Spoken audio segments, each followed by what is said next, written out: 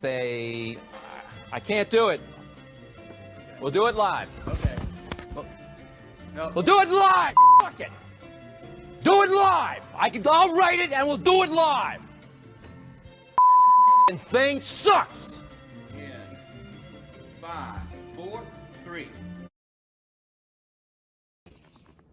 Hey, Huh? Oh, hey. you're the Kool-Aid guy. Yeah. What are you doing? Just waiting. For what? I'm just waiting, dude. Relax. Hey, is there any place around here that sells batteries? Guys, don't distract me, all right? I gotta really be up. So there's no organs or glands or anything, right? It's just a liquid? Yeah, it's just a liquid. I don't know if this is a weird question, but can I have some? All right, fine. Tilt your head back and I'll lean my liquid down into your mouth. Oh, now I don't want it. Oh, crap. Did I miss it?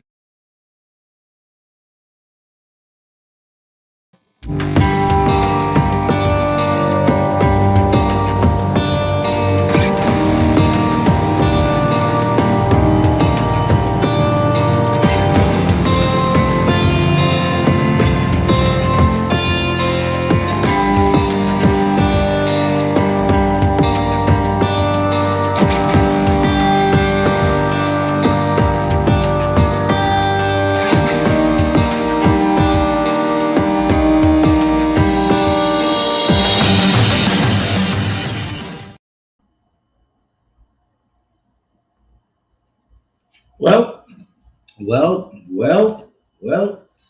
Yeah, it looks like some of the people that saw me post this a little earlier, thought I was gonna immediately stream. No. I set myself up for when I was ready to stream. I set myself up when I was ready to stream. I definitely wasn't ready to stream before because you know what? I worked during the day. That's why I couldn't stream before. But now it's midnight. It's after dark, and that's the time that I work at my best.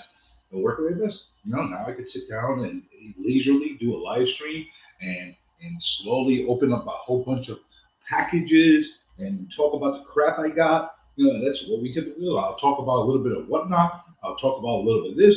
I'll talk about a little of that. If nobody else goes on, nobody's watching during this time, great. I could ramble on by myself, and it'll be great. It'll be a-okay. What do you think, Kool-Aid? We're gonna have a good stream today. Are we gonna have a good stream? Oh yeah. Well, yeah. Kool-Aid. I always have a good stream. That's how it usually works. But I'm gonna start opening boxes. And I'm gonna start off with the one I teased. The one I teased on the title, the package that I teased on the title. This one is from a seller from our community. A seller from our community, Pilling Pete. A guy I recently discovered. I didn't know this guy. Apparently, he's got quite a reputation around the community. But I didn't know him, and now I do know him. That's how it works. Sometimes you don't know things, sometimes you do. I didn't know him, so now I know him. I discovered him through actual Dracula. He was opening something that I got from him, and yeah. I was like, okay, I'll check him out. I'll check him out. Why not? Let's check this guy out.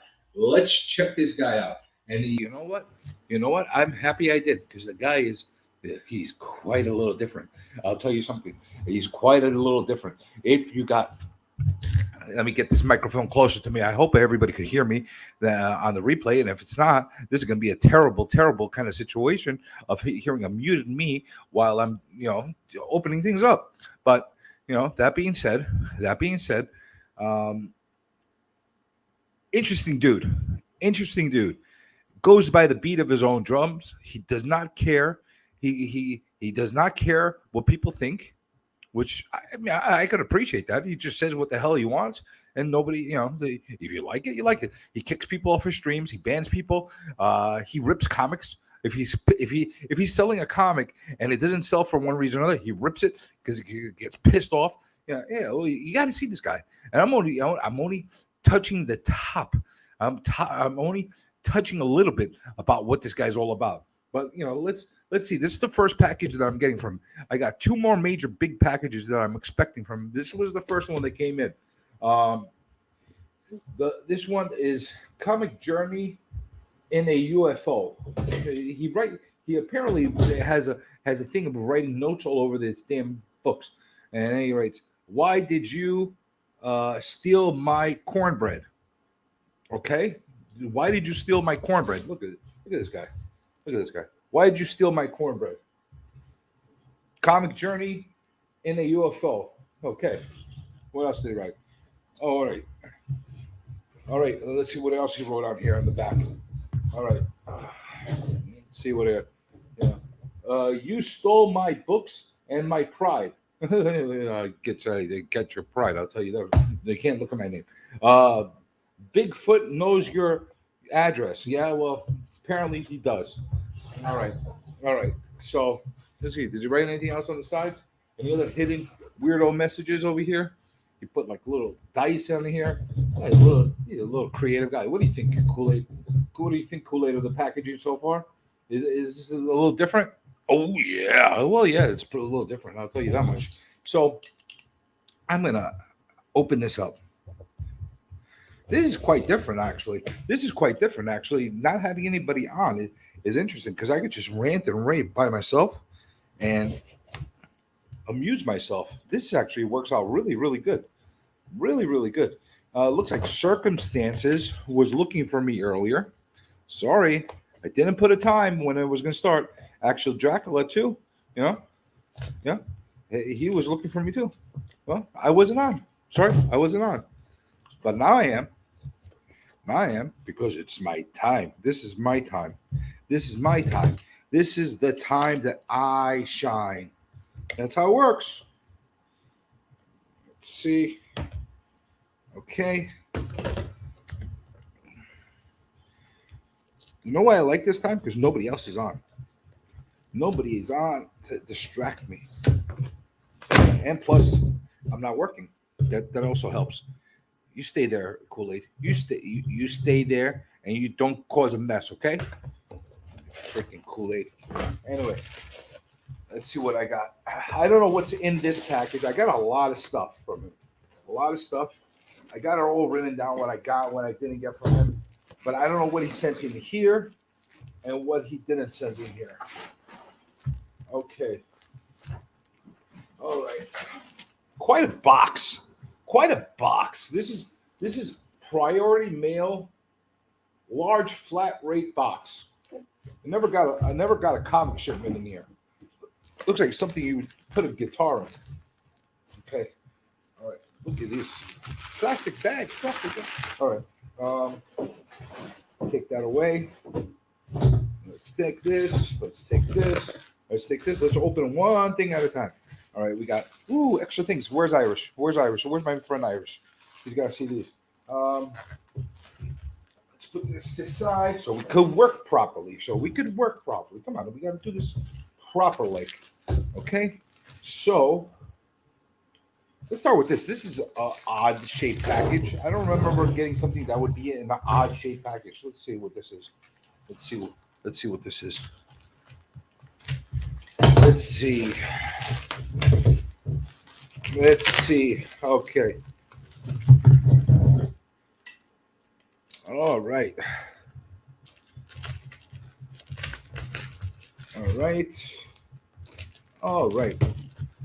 And you know what? I think I'm going to play some music and get some copyright infringement. Should I? I think I should. Yeah. Anybody recently buying stuff on Whatnot? I'm curious. I'm very, very curious if anybody's buying stuff on Whatnot these days. Because I'm going to tell you something about Whatnot. Whatnot is the wild freaking west of comic book buying.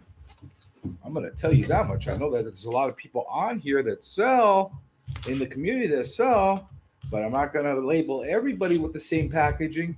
But some of these characters on Whatnot are not not very honest.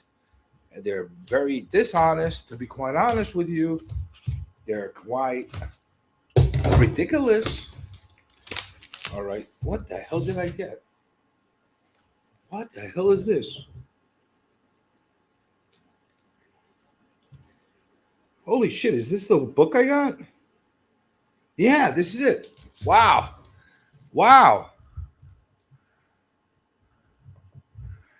Hey, Kamikaze, how you doing? How you doing, my friend? Hope everything is well. Just in time for me to show off a bunch of crap I got. If you're interested, you can hang along. If you want to get onto the stream and just talk, you could jump on too. Here, I'll give you the StreamYard, the freaking StreamYard. Here you go. Here you go, if you want it. But how's Canada treating you? All right, so what is this that I got here? Well, not a lot of people know what this is. You know why not a lot of people know what this is? This is actually a Platinum Age comic book. Yep, this is my very first Platinum Age comic book, and I got it from Pete. Bought it for $50. Now, did I overpay it? Did I underpay it? I don't know. I don't know what I did. However, I like the fact that I have a comic book from 1932. Harold Teen. Color and paint book. So it's like a little bit of coloring. Copyright 1932. McLaughlin Bros. Incorporated. Looks pretty cool. Looks pretty sharp, to be quite honest with you. Really looks sharp, to be honest with you. I like that. I like this a lot. I'm kind of nervous about opening this up, just a little bit, but I am. Let's see what's in here. Let's see what we got. I don't know how you even found a plastic to be able to put this thing in. Wow, this is a lot sturdier than I expected. This is like a full-blown book. Look at this. This is what a Platinum Age comic book looks like. Wow. Look at this. It's like a coloring book style. And some of them are actually colored. Wow. This is pretty cool. Don't know how I'm going to handle this. I would love to have this slab. I don't know if I have that ability to slab it, though, because it's so big. This is bigger than a regular magazine. This is definitely bigger than a regular magazine. So this is pretty different. Wow. It's pretty cool. I'm very happy to have it in my collection. Now you're going to say maybe this is nonsense. Maybe I overpaid for it. Maybe it's complete shit that I paid for. But yay.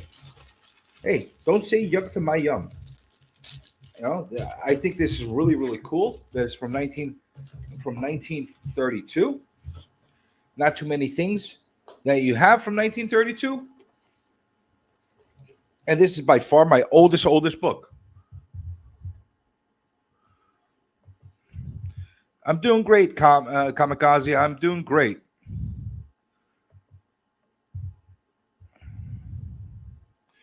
What are you going under Drac? I don't understand. What do you mean you're going under Drac? Like under him, like in a sexual thing? Like what are you doing under Drac? Are you guys going live? Are you streaming right now? Is Dracula talking to the children of the night? I don't know. Anyway, let me know. Let me know what you think. Anyway, this is, I don't know. This is pretty, I don't know. For me, this is my weirdness. You know, this is the kind of stuff like I get a real kick out of. You know, and this seems like a slab, so I'll leave this one last. Since there's a whole bunch of loose books in here. I'm pretty sure I know what the slab is. And if it's what I'm thinking, it's a damn good book. So like I was saying,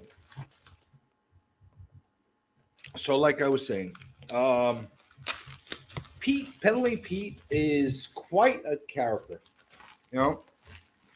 if you are not one of these, if you are one of these types that are sensitive, if you're one of these types that are uh, uh, uh, like a millennial type, that like it has feelings problems and stuff like that, definitely don't go onto his channel because he will hurt your feelings in a way which I don't think you can recover from. But if you could take everything in good spirits, then I think it would be awesome.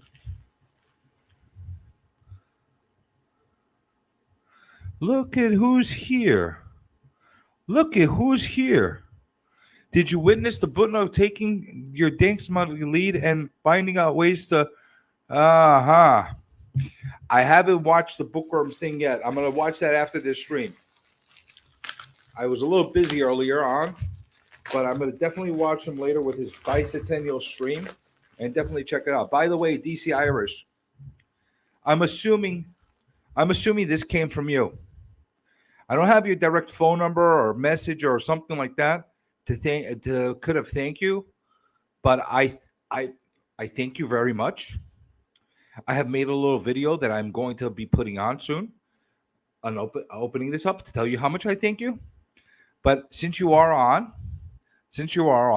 I'm going to thank you very much. Good evening, Dracula. Good evening. Welcome, the children of the night. Welcome. Oh, you had to do it, huh? You had to do it. Oh, no. Oh, no. Oh no! Oh, no. Oh, yeah.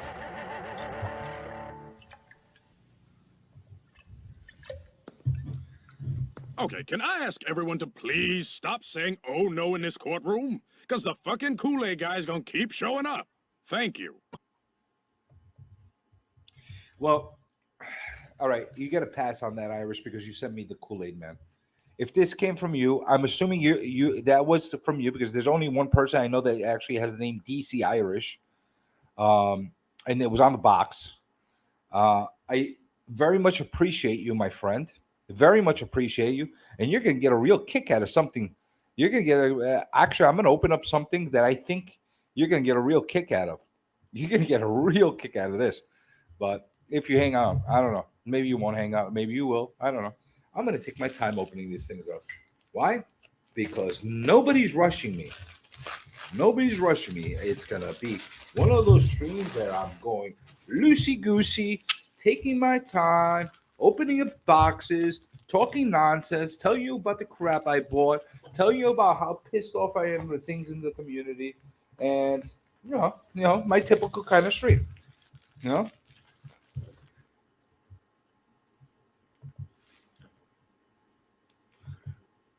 I didn't want to do double shipping, so I had to send you direct. I do not see a thank you note on this, but the guy wrote all over the box. You probably missed the beginning. He wrote messages for me all over the box, and Penalty Pete is not your normal type of character. He's not like a normal type of human being. So I'm assuming like part of his boxes, like his messages on here, his cryptic weird messages, were all meant as thank yous. So I think that's as close as you can get from a thank you from Pete. And he also thanked me on Instagram multiple times. So I'm not holding that against him. So first book, because it's loose, it's not in this big bundle, is Batman, The Killing Joke. #1. Yes. Now it's in my collection. Now I have the first print of the Batman Killing Joke. The first print of the most heinous story in Batman history. Great book to have. And if you don't know about this, I suggest you pick up one of the million printings that exist on this and read it, because it is worth the read. Whether you're a Batman fan or whether you're not a Batman fan, you should be reading this book. You should be reading it. Look at this nice packaging kind of thing. I don't know if you guys have been seeing all the packaging that I've gotten, but not bad so far. All right, so let's see what we got here. These are a whole bunch of bids that I did. anything ranging from $1 or $2 to like $5, $10. I don't remember exactly what I paid for each one of them. It's been such a while. Some of them came in lots. This is Captain America 132. Boy, this would have been fitting. This would have been fitting for the freaking bookworms, for the freaking bookworms bicentennial. I didn't have it in time, but it did. Yeah, yeah. A gazillion dollar book. We're up to the gazillions. We're up to gazillions, my friend. We're up to the gazillions. No, we're past trillions. That's for hobos. We're in gazillions now. We're in gazillions. Yeah, Pete is a maniac. He is something different. I really like him. I like him. He's my kind of maniac. And the funny thing is, if you catch me on his streams, I confuse him. This is the thing. He gets under everybody's skin, and I freaking confuse him. This is the great thing about it. Yeah, actually, it was because of you that I actually took Window. You had opened up one of his boxes on your channel, and you were talking about him. I'm like, all right, let me check this out. This freaking weirdo. Let me check him out. And I thank you very much for that, because he is really, really an interesting dude. Here, let there be light. Let there be light. Okay, let there be light. Okay. All right. I saw you on Whatnot bidding on all these. These are actually not from Whatnot. These are from Pilling Pete. These were from a YouTube channel. He has his own YouTube channel. He sells on there. What kind of 1 in 1,000 chance to win slab for? Wait till I get into my Whatnot auctions, my experiments with Whatnot, my failures and my epic successes, because I've had more than enough on both sides.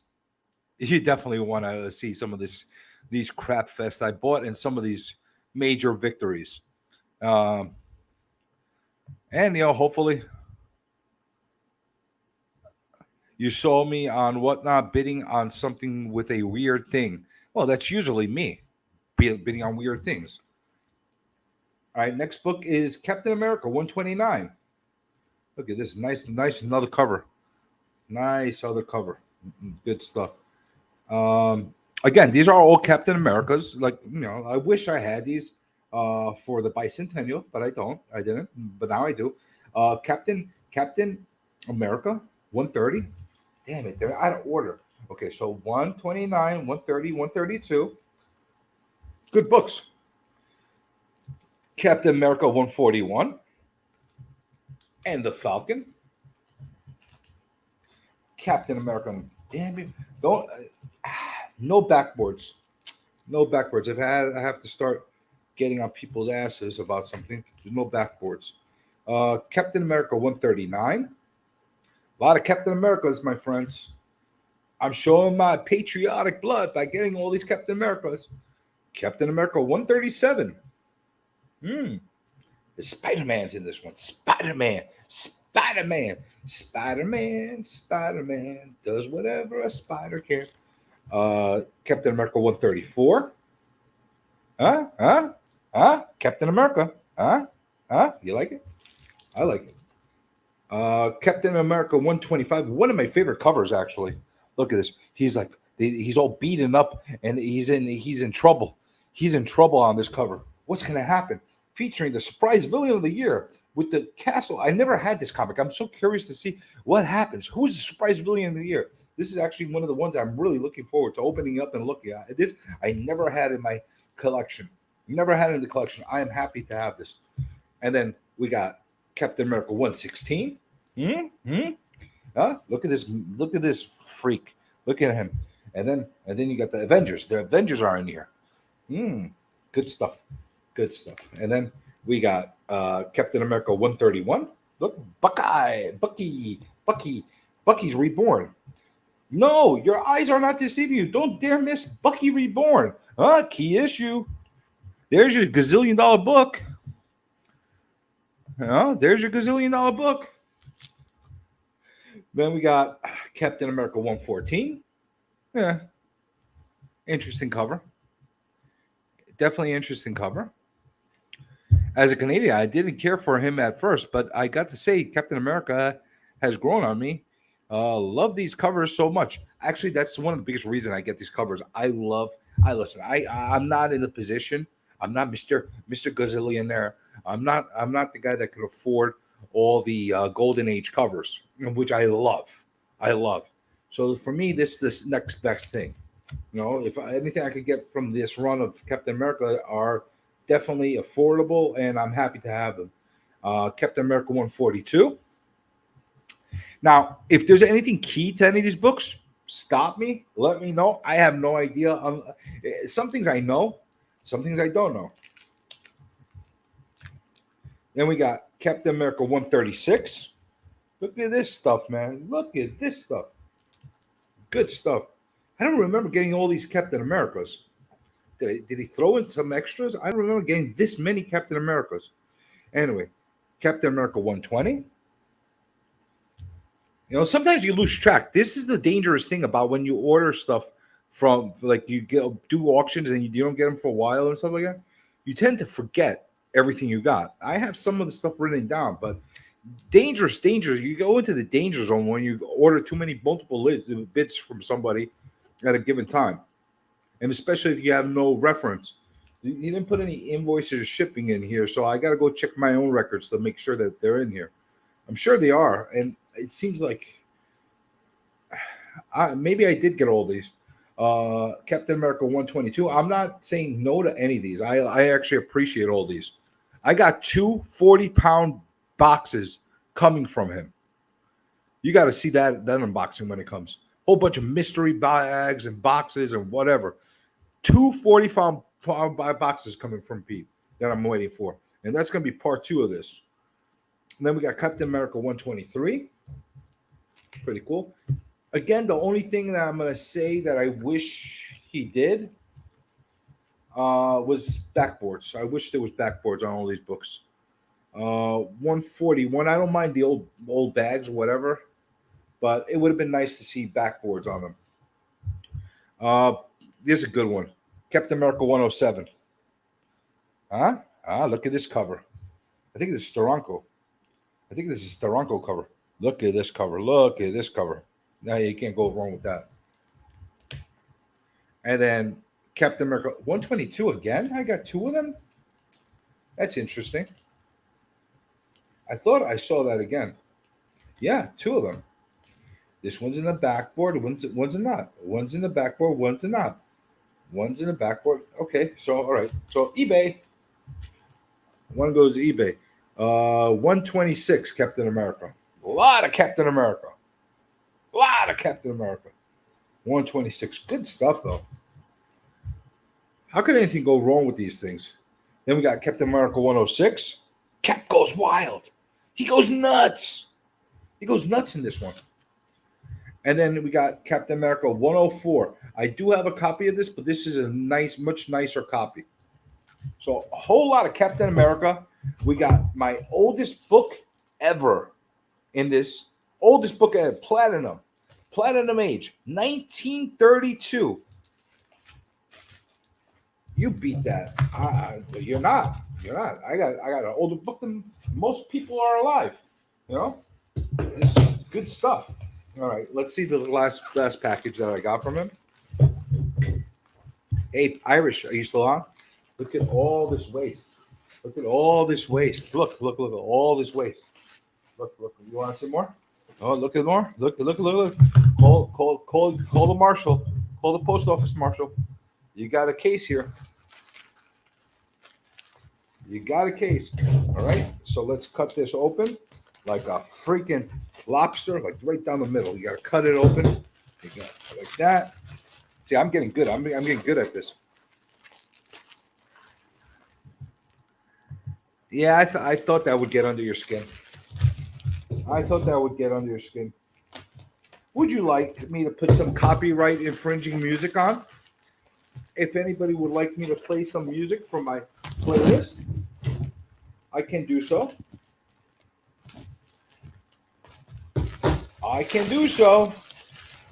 All you gotta say is yes, and we'll hit that copyright.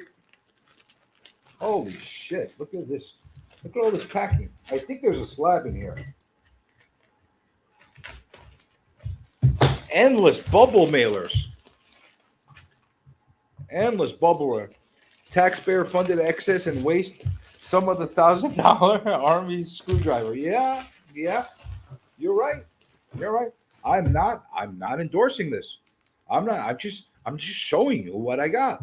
It's not like I'm endorsing this. It's not like I'm doing this myself. I'm not. No, 'cause I'm not a shipper. I'm not a seller. This is some serious ass packing. I'll tell you that much.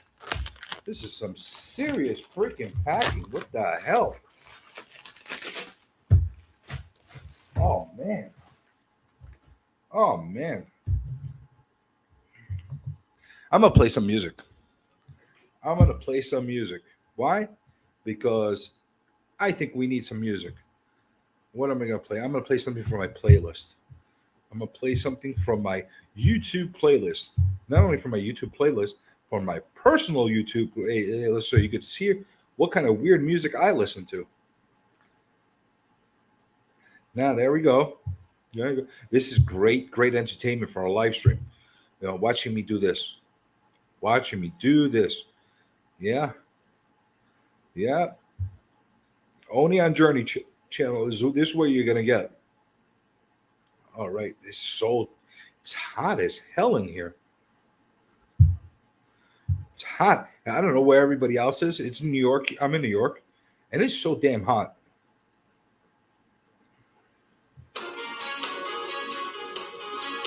All right, let's play some Eddie Money. I don't know if you guys could hear it. If you can't, sorry. I could hear it though. I could hear it. All right. Let's open up this. I think this is a slab. I'm pretty sure this slab, and if it's the one I've been waiting for, I'm going to be very happy. Look at this packing, though. He went ape shit with the bubble mailers, and then he put in another express mailer. I'm not complaining about that at all. I'm actually very happy about that. The only thing I don't like is the fact that the plastic got stuck in here. Yeah, I got stuck in here. I can't. Oh, there it goes. I got it out. And he wrote on it. Damn you, Pete. Why do you have to write on the plastic? I wanted to reuse it. Anyway. Boom. Mr. Slabbernacker. What do you think of that as a slab? Yeah, I know it's not a perfect 9.8. I know it's not a perfect 9.8. I see people cutting up priority mailboxes just to use an inner protection. I'll get to the point where they're $20 or of free government material and a $15 backers. That's what we call defect. Yeah, I know. I thought you'd like this one. I thought you'd like this one. Huh? Slab approved by the Irishman? Huh? Is this an approved slab? Huh? Amazing Spider-Man number 100 in a nice. When I say nice, in a really really nice 8.0. And I quite honestly think if somebody wanted to crack this open, they could get a grade bump on this. I don't see any major defects on here. I really don't. Yeah, that I figured that'd be Slabber not life approved. It had to be. You know, this one had to be a Slabber life approved. All right, let's put this back in here temporarily until I could get a nice Mylar one to put it in, because this is well deserving of having a nice plastic. Definitely. And I could get into another box. Wait, actually, you know what? You're going to get a kick out of this, Irish. Since you're still on, I don't want to wait until later. I'm going to open this one up. This is something I ordered a while ago on eBay, and I forgot that I ordered it. But you're going to get a kick out of this.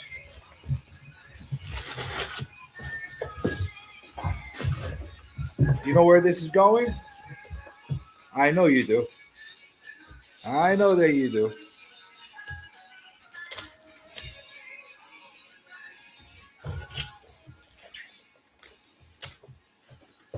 So, unknown to my, unknown to me that I was getting a little AOK from my friend Irish. I had ordered another one of these, and guess what? Now they have friends. You have a friend, Kool-Aid. I do. Oh yeah. Oh yeah. Oh yeah. Now we got double Kool-Aids, and they're all gonna be happy and blow through people's walls in a nice way. I'll open this up another time, and then you can have dueling Kool-Aids. You're gonna have dueling Kool-Aids. So this was a really nice one. So I got a really nice thing.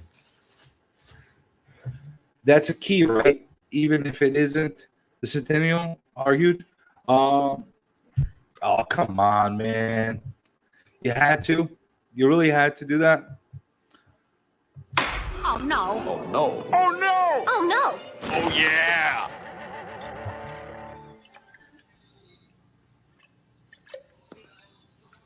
Okay, can I ask everyone to please stop saying oh no in this courtroom? Because the fucking Kool-Aid guy's gonna keep showing up. Thank you. Well, my friend. Well, my friend, it actually isn't the worst AOK. It isn't the way. It's actually the best AOK because you were my first. We always remember our first. We always remember our first. Oh yeah, you do. Oh yeah. Oh yeah. We remember our first. Always remember our first. And not only that, now we're gonna have a whole army of Kool-Aid men all over the place, and they're gonna bombard everybody. They're gonna bombard. I don't mind having a whole line of Kool-Aid men. This works out perfectly for me. I have no problem whatsoever keeping them both. You'll see in future videos. I'll find ways to utilize them both. And at the same time, I'm really happy about it. Don't feel pissed about it. I just thought it was funny and was ironic that happened. And since we're talking about funny and ironic things, let's open up some more stuff and see what kind of heaping messes I got. Let's see, what should I open up? Little packages or big? Should I open up little packages, big packages? Little packages, big packages. Let's open some little packages and get them out of the way. Let's always knock the little ones out of here. This one came from I don't know who, and it might be a whatnot. I don't know. Victor. Who the hell is Victor? And it came from Providence, Rhode Island. Fragile. Okay. All right. So let's open this up. Let's open up this monstrosity. So you've been lurking on whatnot, Irish?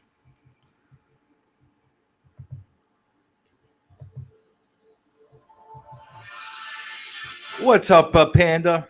How you doing, my friend? Thank you very much, Irish. And you're the one that started it. You're the one that started the Kool-Aid Strong Brigade. Yeah, that's right.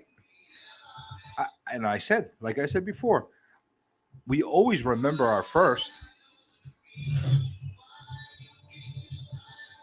Anyway, I don't know. I don't think anybody's got the nerve to come on to the stream this late at night. But if you do, you're more than welcome to. While I open up a whole bunch of crap that I got.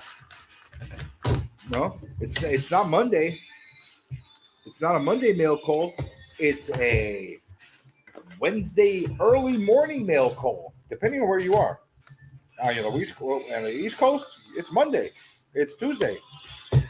If you're in if you're on the East Coast, it's Wednesday.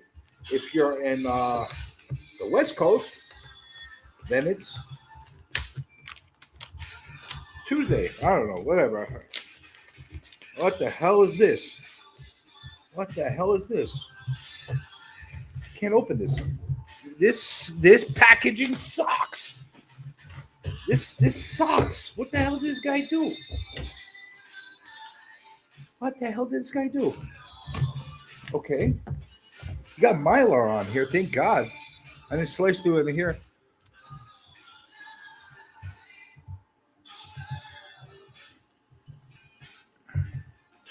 Not much. I get in trouble when I'm on there when I'm laying in bed with the. Okay.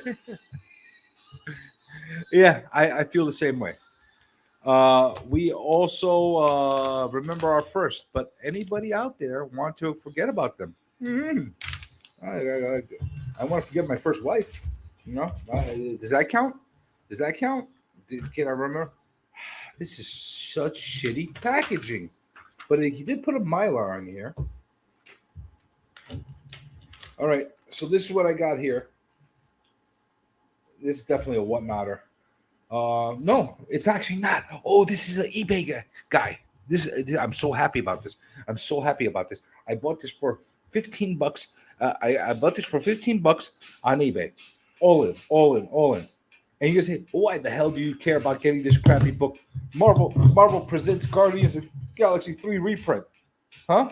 What do you care about that garbage book? Well, yeah, I don't care about this garbage book. I don't care about this. Was a throw-in. This was a throw-in. To me, this was a throw-in. This is a throw. I got this because I finally got myself a facsimile of the Incredible Hulk and Wolverine. Hulk 181, a facsimile. You know how freaking expensive these stupid facsimiles are? Do you know how expensive they are? I can't find a freaking facsimile for $15-20 plus shipping. That's what they go for. By LCSs, they can never bring one in. And when they do bring one in, they put it at $25-30, maybe $40. Now, why? Why? Because it's a facsimile. It's a facsimile. And all I wanted one is to put it as a placeholder. Because I don't have a Hulk 181. That is one of the grails I want to get. And I want to put that and add that. I want to add that to my collection at one point. But until then, I want to have a comic in its place. So now I got it. Now I got this beautiful copy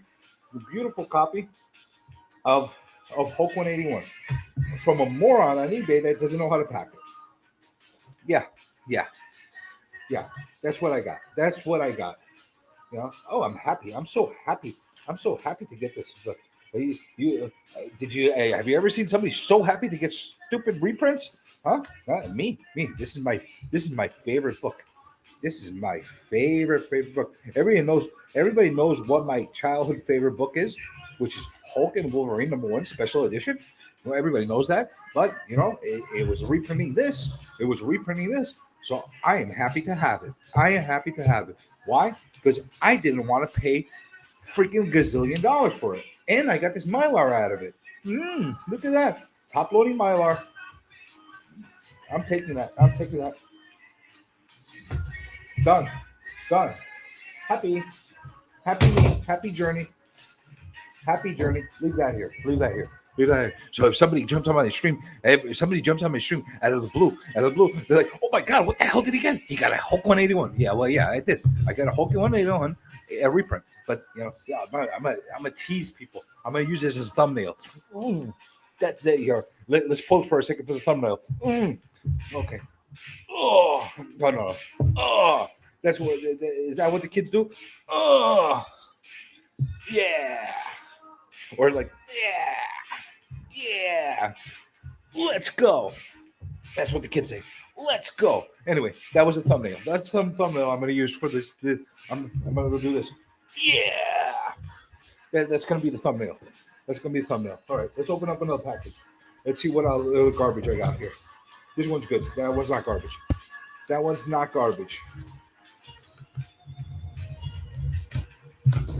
All right. Don't know who the hell this came from. I know I could appreciate this because he orders a lot of stuff from eBay and stuff like that. I'm sure he could appreciate this. You never know who it's coming from who unless you got your freaking tracking numbers memorized. Ooh, a nice Gemini box. Guess who's reusing this? Me. This guy. Let's see where this came from. This came from Whatnot. And apparently this entire lot cost me $9. So let's see what kind of heaping mess I got for $9. Yeah. See, it says $3. Sure, I'm not joking. Okay. Oh no. Okay. Avenging Iron. It came from Avenging Iron. Okay. Okay.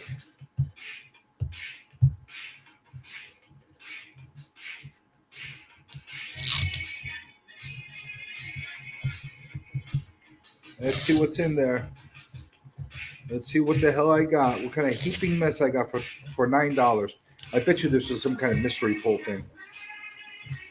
Trigon number 1. Yeah, definitely a mystery pull crap. Look at this. It's lenticular. It's lenticular. Lenticular crap. All right, let's see that. And then a Submariner number 27. Okay, that one was not bad. Okay. Rough shape, but okay. That was good. Marvel Superheroes 80-page winter special. This is not the Marvel Superheroes you want. This is not the one with Squirrel Girl. But hey, whatever. Whatever. And I got a thing. A thing. You can never go wrong with a thing. A thing number 8. And of course, he puts freaking blue tape all over this. Look how much how much blue tape do you need to put on the freaking comics?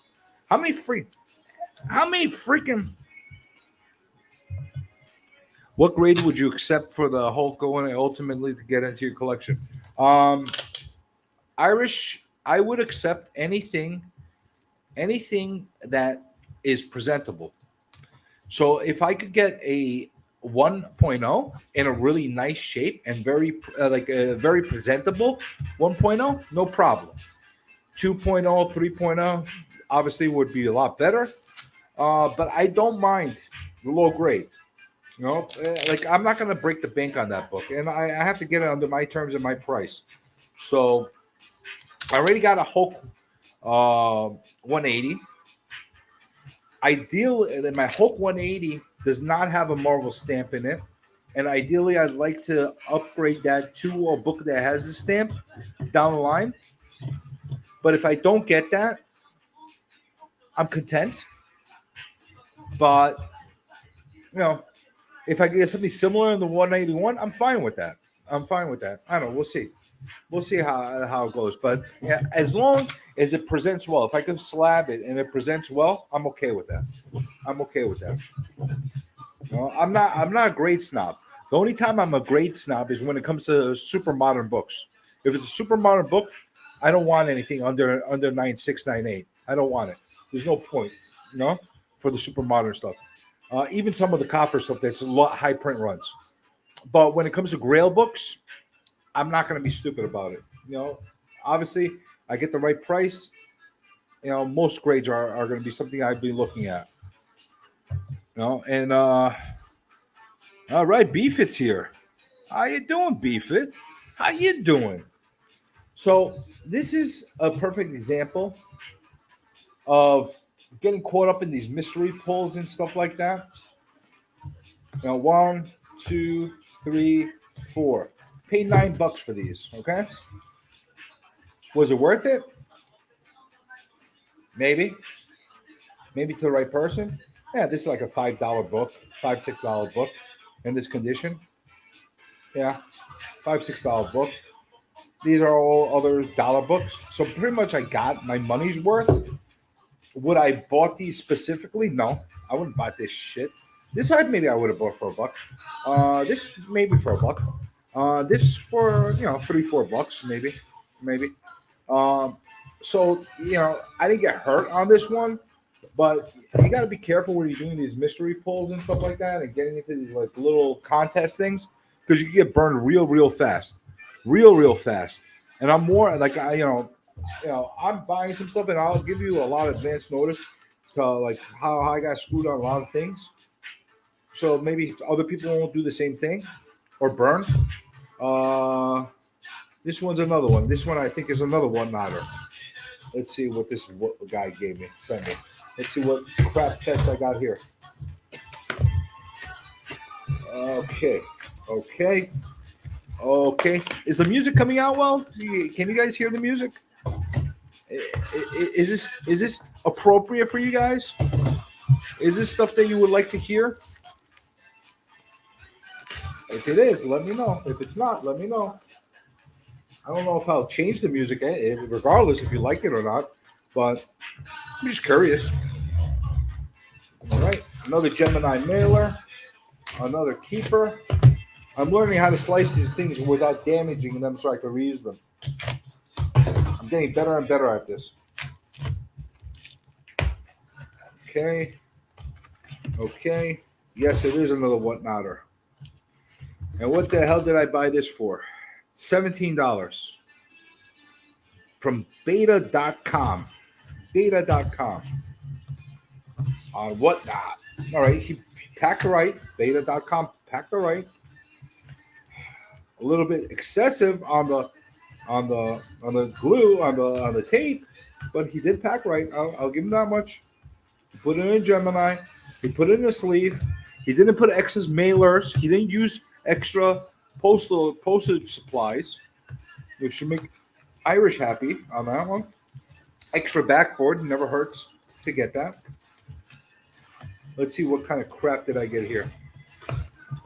Okay, so first book. Oh, this is a nice lot. Oh, this was a nice one. Okay, so I got a Spider-Man #1 in the poly bag. Yeah, Spider-Man #1 in the poly bag.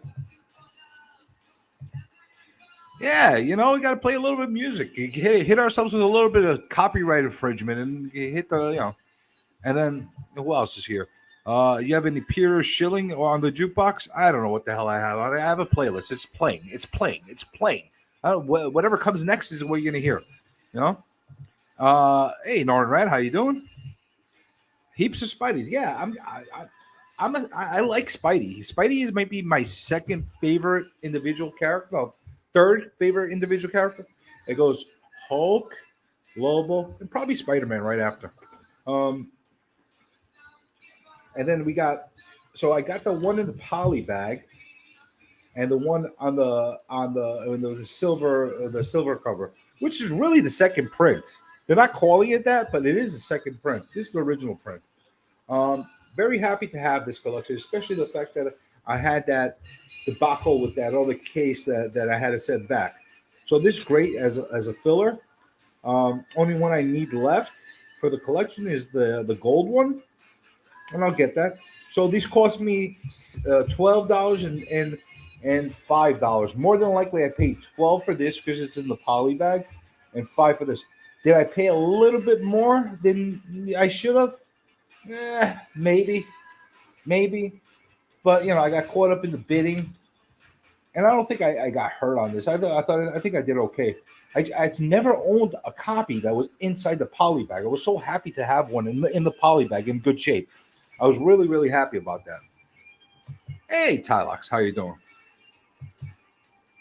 Love those covers. I'll grab them anytime. But yeah, I feel the same way about that. You know, I have a couple more of this cover that are not in the poly bag. I'm not sure what I'm going to do with them yet. I'm going to do something with them. But I'm happy. I got them all here. Good stuff. Good stuff. Let's see what other crap I got. Oh, hey, we got another Gemini mailer. Let's open this one up. Oh, and by the way, he gave me the extra backboard. You know, how are you going to beat that? All right, so this one came from I don't know who again. Probably from another. You know, we got a mixed blend of whatnotters and whatchamacallit, eBayers here. Okay. Oh, I'm going to point something out to you. Something I haven't seen anybody do yet. Look, every time we see this, we have to point this out. Why? Because it's the right thing to do. Thank you. Thank you for your purchase. Did that hurt? You don't have to print special cards. You can write it. Thank you. Most people know how to write thank you. I'm not saying everybody does. I don't want to be harsh to the illiterate people. If you're literate and you know how to write an address, more than likely you know how to say thank you. Right? Thank you. and I appreciate that. This is from Comics Den. This is from Comics Den. This is not the first time I've ordered from them. They are another whatnotter. Let's see what I got this time. I got a feeling I got a shitstorm in this one. Let's see. Let's see what we got here. Oh my God! What are all you people on right now? Why is everybody up here? Is Southpaw like? Don't you people sleep? Oh, is all the children of the night on tonight? Ah, insomnia is taking. Hey, sit down. Be nice. I go. Insomnia is here. Everybody's awake. Children of the night. No. Oh my goodness, everybody's up. Anyway, so let's open up some more crazy crap. All right, let's see what we got from this guy. This guy didn't put an invoice. He wrote thank you, but he didn't. Ooh, this is a nice one. Ooh, I should have called this Spidey Spectacular. So we got a Avengers versus X-Men, number 14. Yeah, okay, whatever. He's got Spider-Man on here. Yeah, nice. But this is the banger. This is the nice one that I got. Huh? Amazing Spider-Man, number 90. In really nice shape. Wow, Spider-Man did it. It's all his fault. He's a murderer. Look at that. That's a nice. It's not great condition, but it's not a bad book. Let me see. Did he put an invoice here? I'm trying to recollect how much I paid for this one. I'm trying to recollect. I know I must have not paid crazy amounts of money for this because these were direct buys that I got. I think it was like buy one and you get a free book. I don't know. I don't remember what it was. But it's an odd combination I got. So for me to have picked this and this together, I don't remember how and why I bought them like this. But probably I bought this and then threw this in. I want to say I got this for about $30. If my memory is correct, I'm not sure. I'm not 100% sure. But, I'll look back if anybody's really that curious about it. Ooh. Let's throw this all to the side. We got stuff. Yeah. Oh, let me hear for the teaser. Whenever somebody comes in, they're like, "Oh my God, he got a Hulk 181. He got Hulk 181. Yeah. A reprint. But it's Hulk 181. Yeah, all right. That's a tease, everybody. That's a tease, everybody. Yeah. So it is clickbait. This is clickbait. That's how it works. So we got a box here. This one's from UPS. And it's from Hobby Box, and this is from Brooklyn. Brooklyn's in the house. I'm in Queens. Brooklyn's in the house. Oh, DC, you got a slab. I believe we got a. No, it's not a slab. What the hell is in here? All right, this guy's wasting UPS materials, but at least this is a private company, huh? This is a private company. That's okay. That's allowed. Is that allowable? No? Is that allowable? You know what? I should go to UPS and go stock up on their supplies and use them instead of the postal teach them. All right, there's a bunch of books here. All right, so this guy put an invoice. In here, so I know what I got and who I got it from. Okay, Hobby Box NY. Follow us. Oh, this is a bunch of dollar books.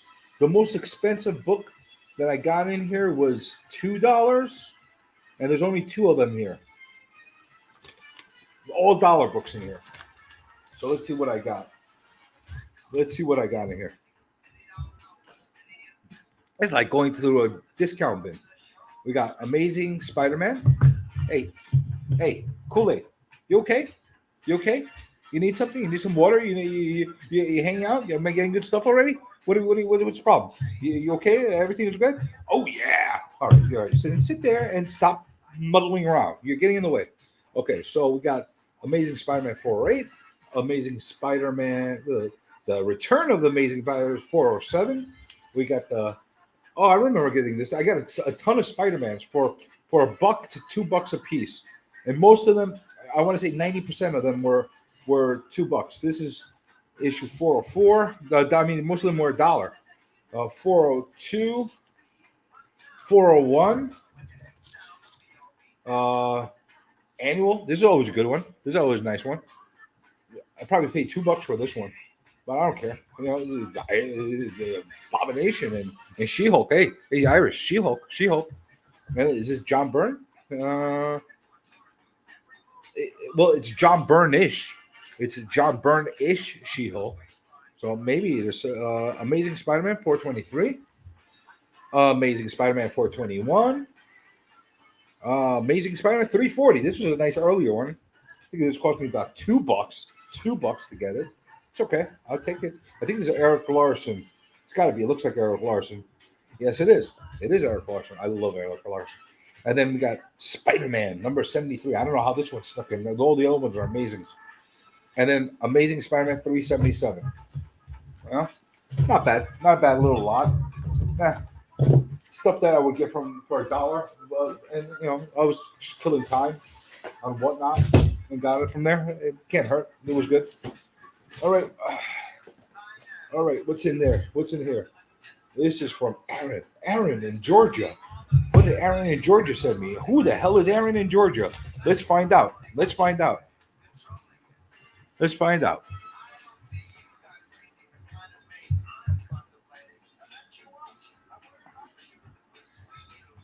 All right.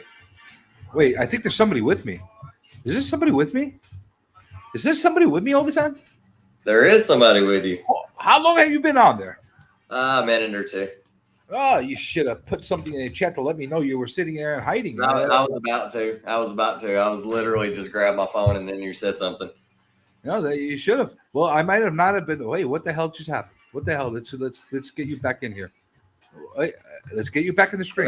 There we go. There we go. Now I see your beautiful locks and your mustache. There we go. Well, you know what happens when you come on my live streams? Oh, here it goes. Have you been watching my latest live stream lately? I have not. I missed like 2, I think. I need to go back and watch them. Well, you've been missing a lot because this is what happens when somebody comes on my live streams. Oh, God. Impromptly. They have to go through a comic journey interview. Uh-oh. Yeah. You should have been watching. I already got the worm. I got him good. I had the Bronze Age nerd on last time. He didn't know what the hell to expect when I had him on. Now I got you. Are you working today? Are you not? No, working? I'm off today. Oh, you're off today, so you're not going to Yeah. speed off on me. You're not going to speed off on me. So we got plenty of time for me to give you the Plenty of Inquisition. time. We got plenty of Inquisition time. So this is what's gonna. Let me finish unboxing this thing, and let me like make it big for a second, so we can like pretend like this is important, and then, hey, what? Hey, no, not you, Kool-Aid, not you. Get out of here. Not get out of here, I Kool-Aid. was about to say, I've seen this. Huh? I said, I've seen this one. Yeah. Oh, I know you've seen this, but Okay. he's like a freaking fungus. He won't get out. Get out. Okay. Thank you. Oh my God, that was close. You know what happens when he comes on? He just breaks through people's walls and stuff. It's a nightmare. It's a That's what she said. yeah, exactly. I don't know who the hell this came from. Isn't it amazing when people send you stuff and don't even put an invoice in there or anything or like a letter, and it's coming from a unknown buyer? All right, so this was a good one. You know why this was a good one? I got this on Whatnot. I know where I got this from. It's a Silver Surfer 37. Okay, you're gonna say, "Oh, big deal! I got a Silver Surfer 37." Ask me how much I got this for. $20. Bingo, with the shipping.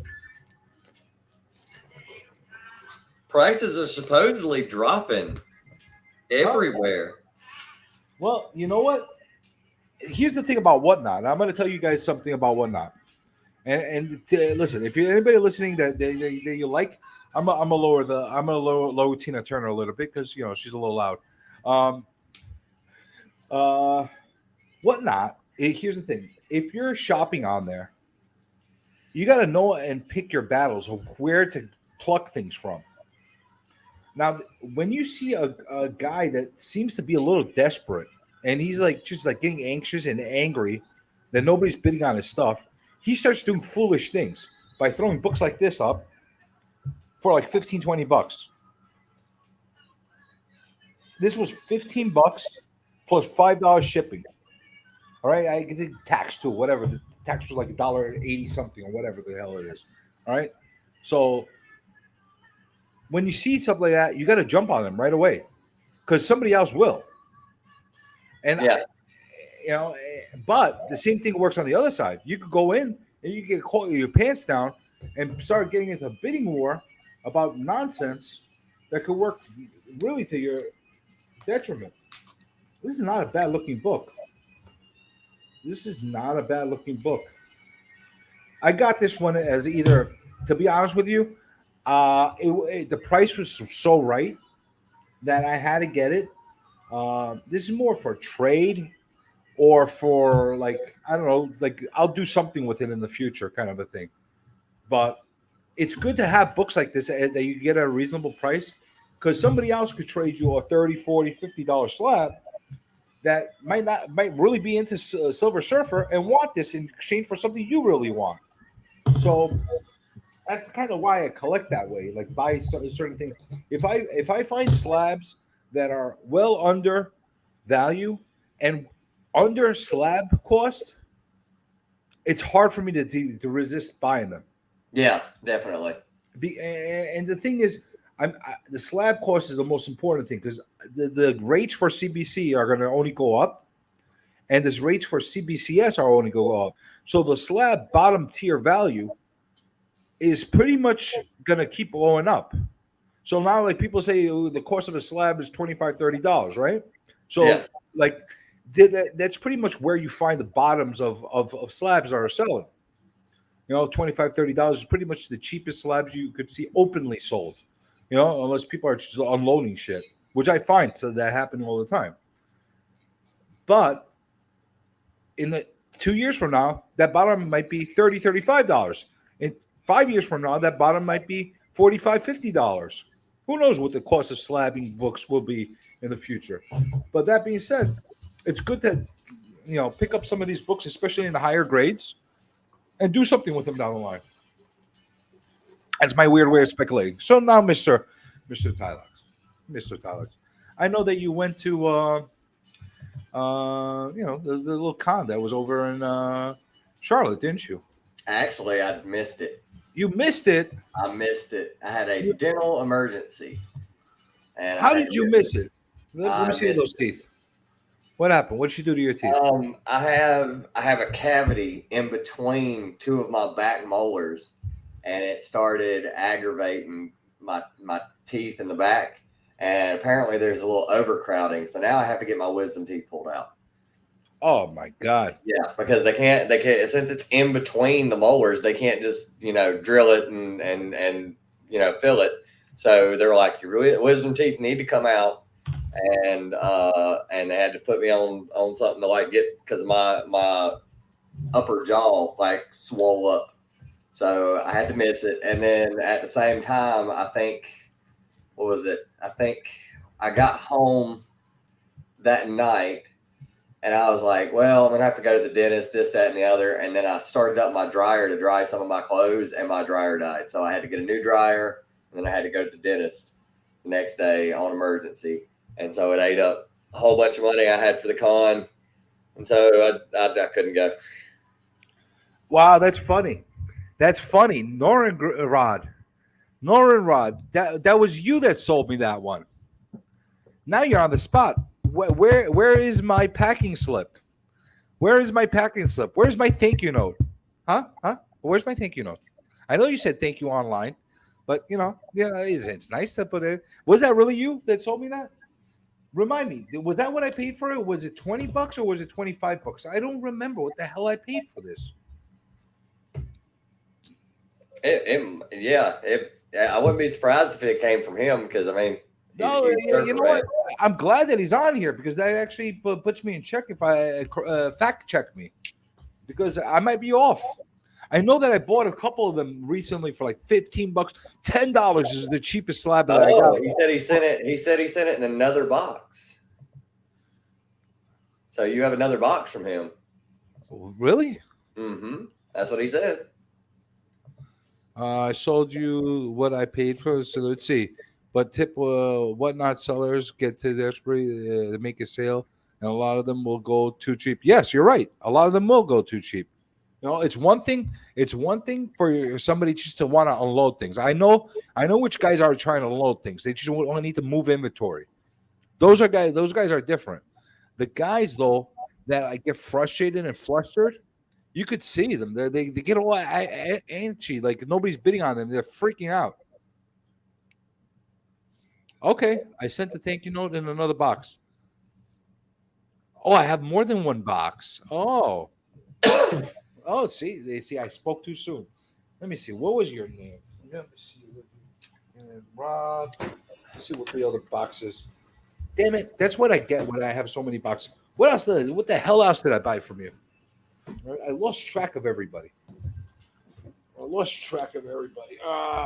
Oh, I think you're Aaron, right, Norin? I think so. All right. So now we can get to really dissect it. Isn't this fun?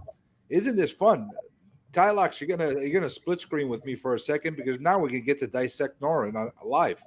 This is gonna be great. You know? I love getting boxes from people that are like in the community. Yeah, absolutely. I mean, I bought from him on Whatnot.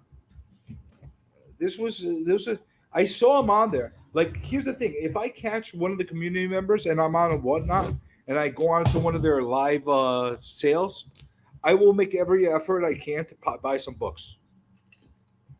You know, as long as there's something that I semi want, even if I'm like, you know, like if it's something that's decently priced, and I could buy something just to like support them a little bit, I'll do it. So when I saw Norin on there, I'm like, hey, let me buy some stuff. Now I'm starting to recollect a little bit of what I got. I can't remember what the hell I bought for that freaking Silver Surfer. Wait a minute. Did you buy a Hulk 181? Oh, you like it? Huh? You like it? Is that a reprint or is that the real thing?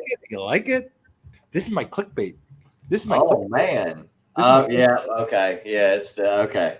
I was like, what? How much? All right. I misspoke, Norin. Now I feel like a jackass. Now I feel like a complete jackass. All right, let me make myself big so I can show you how big of a jackass I am. Let me man. This is why I put my foot in my mouth all the time. Thank you for your support, Norin Rad. And he drew a little Silver Surfer for me.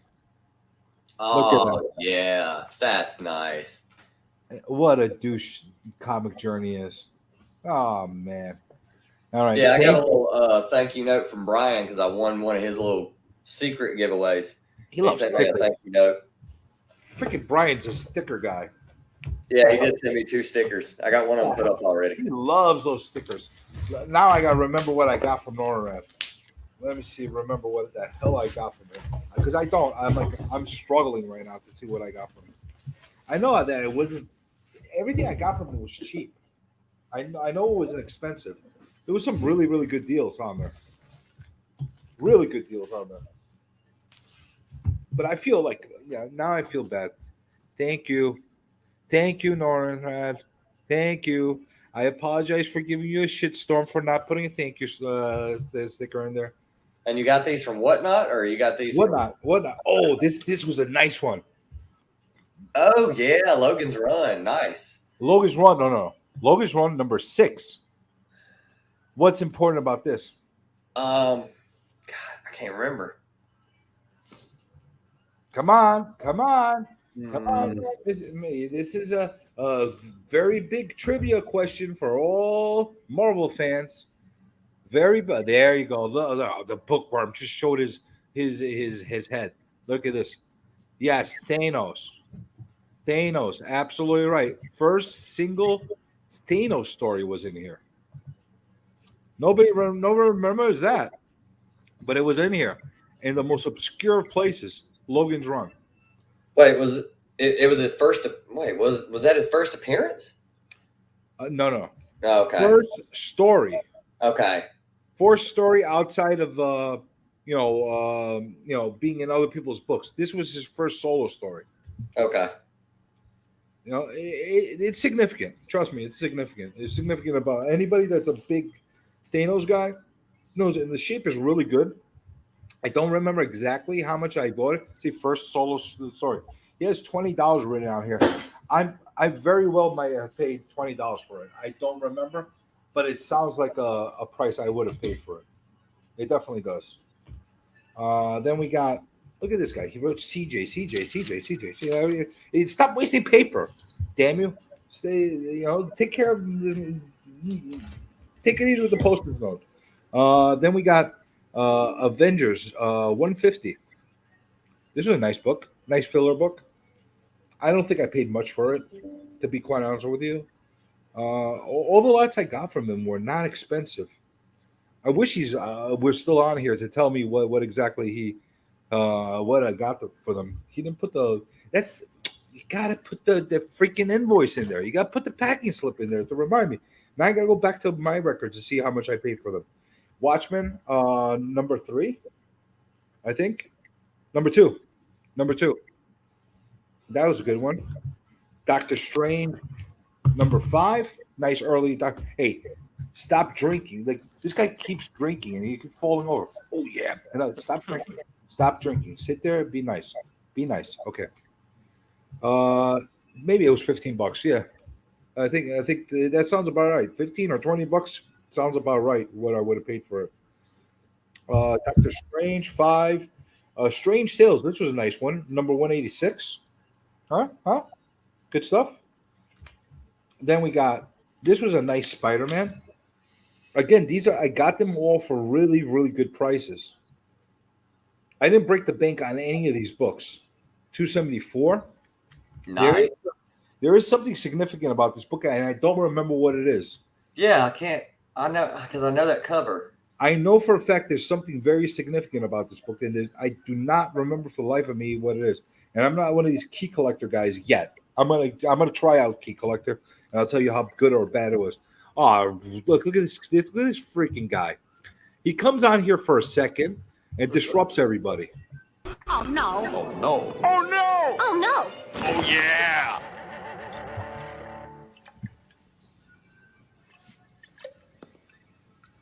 Okay, can I ask everyone to please stop saying oh no in this courtroom? Because the fucking Kool-Aid guy's gonna keep showing up.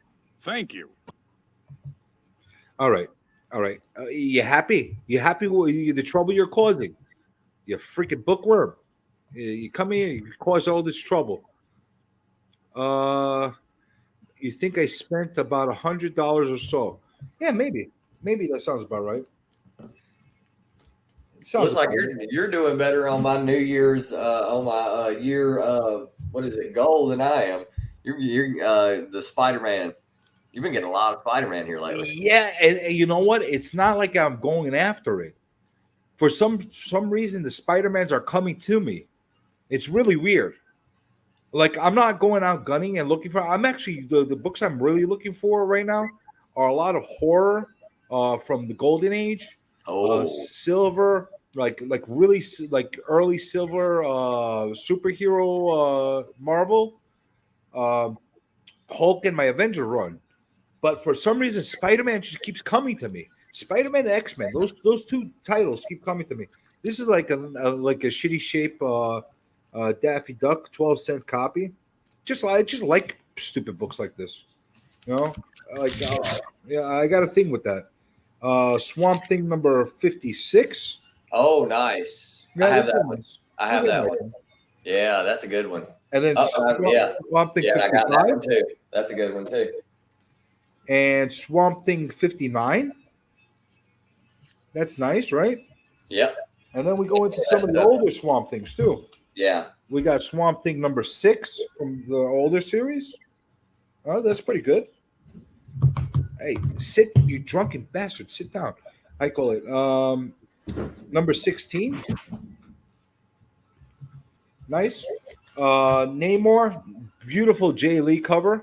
I just always love this Namor rendition. Why I got this one, don't ask me. I think it was just a cover by.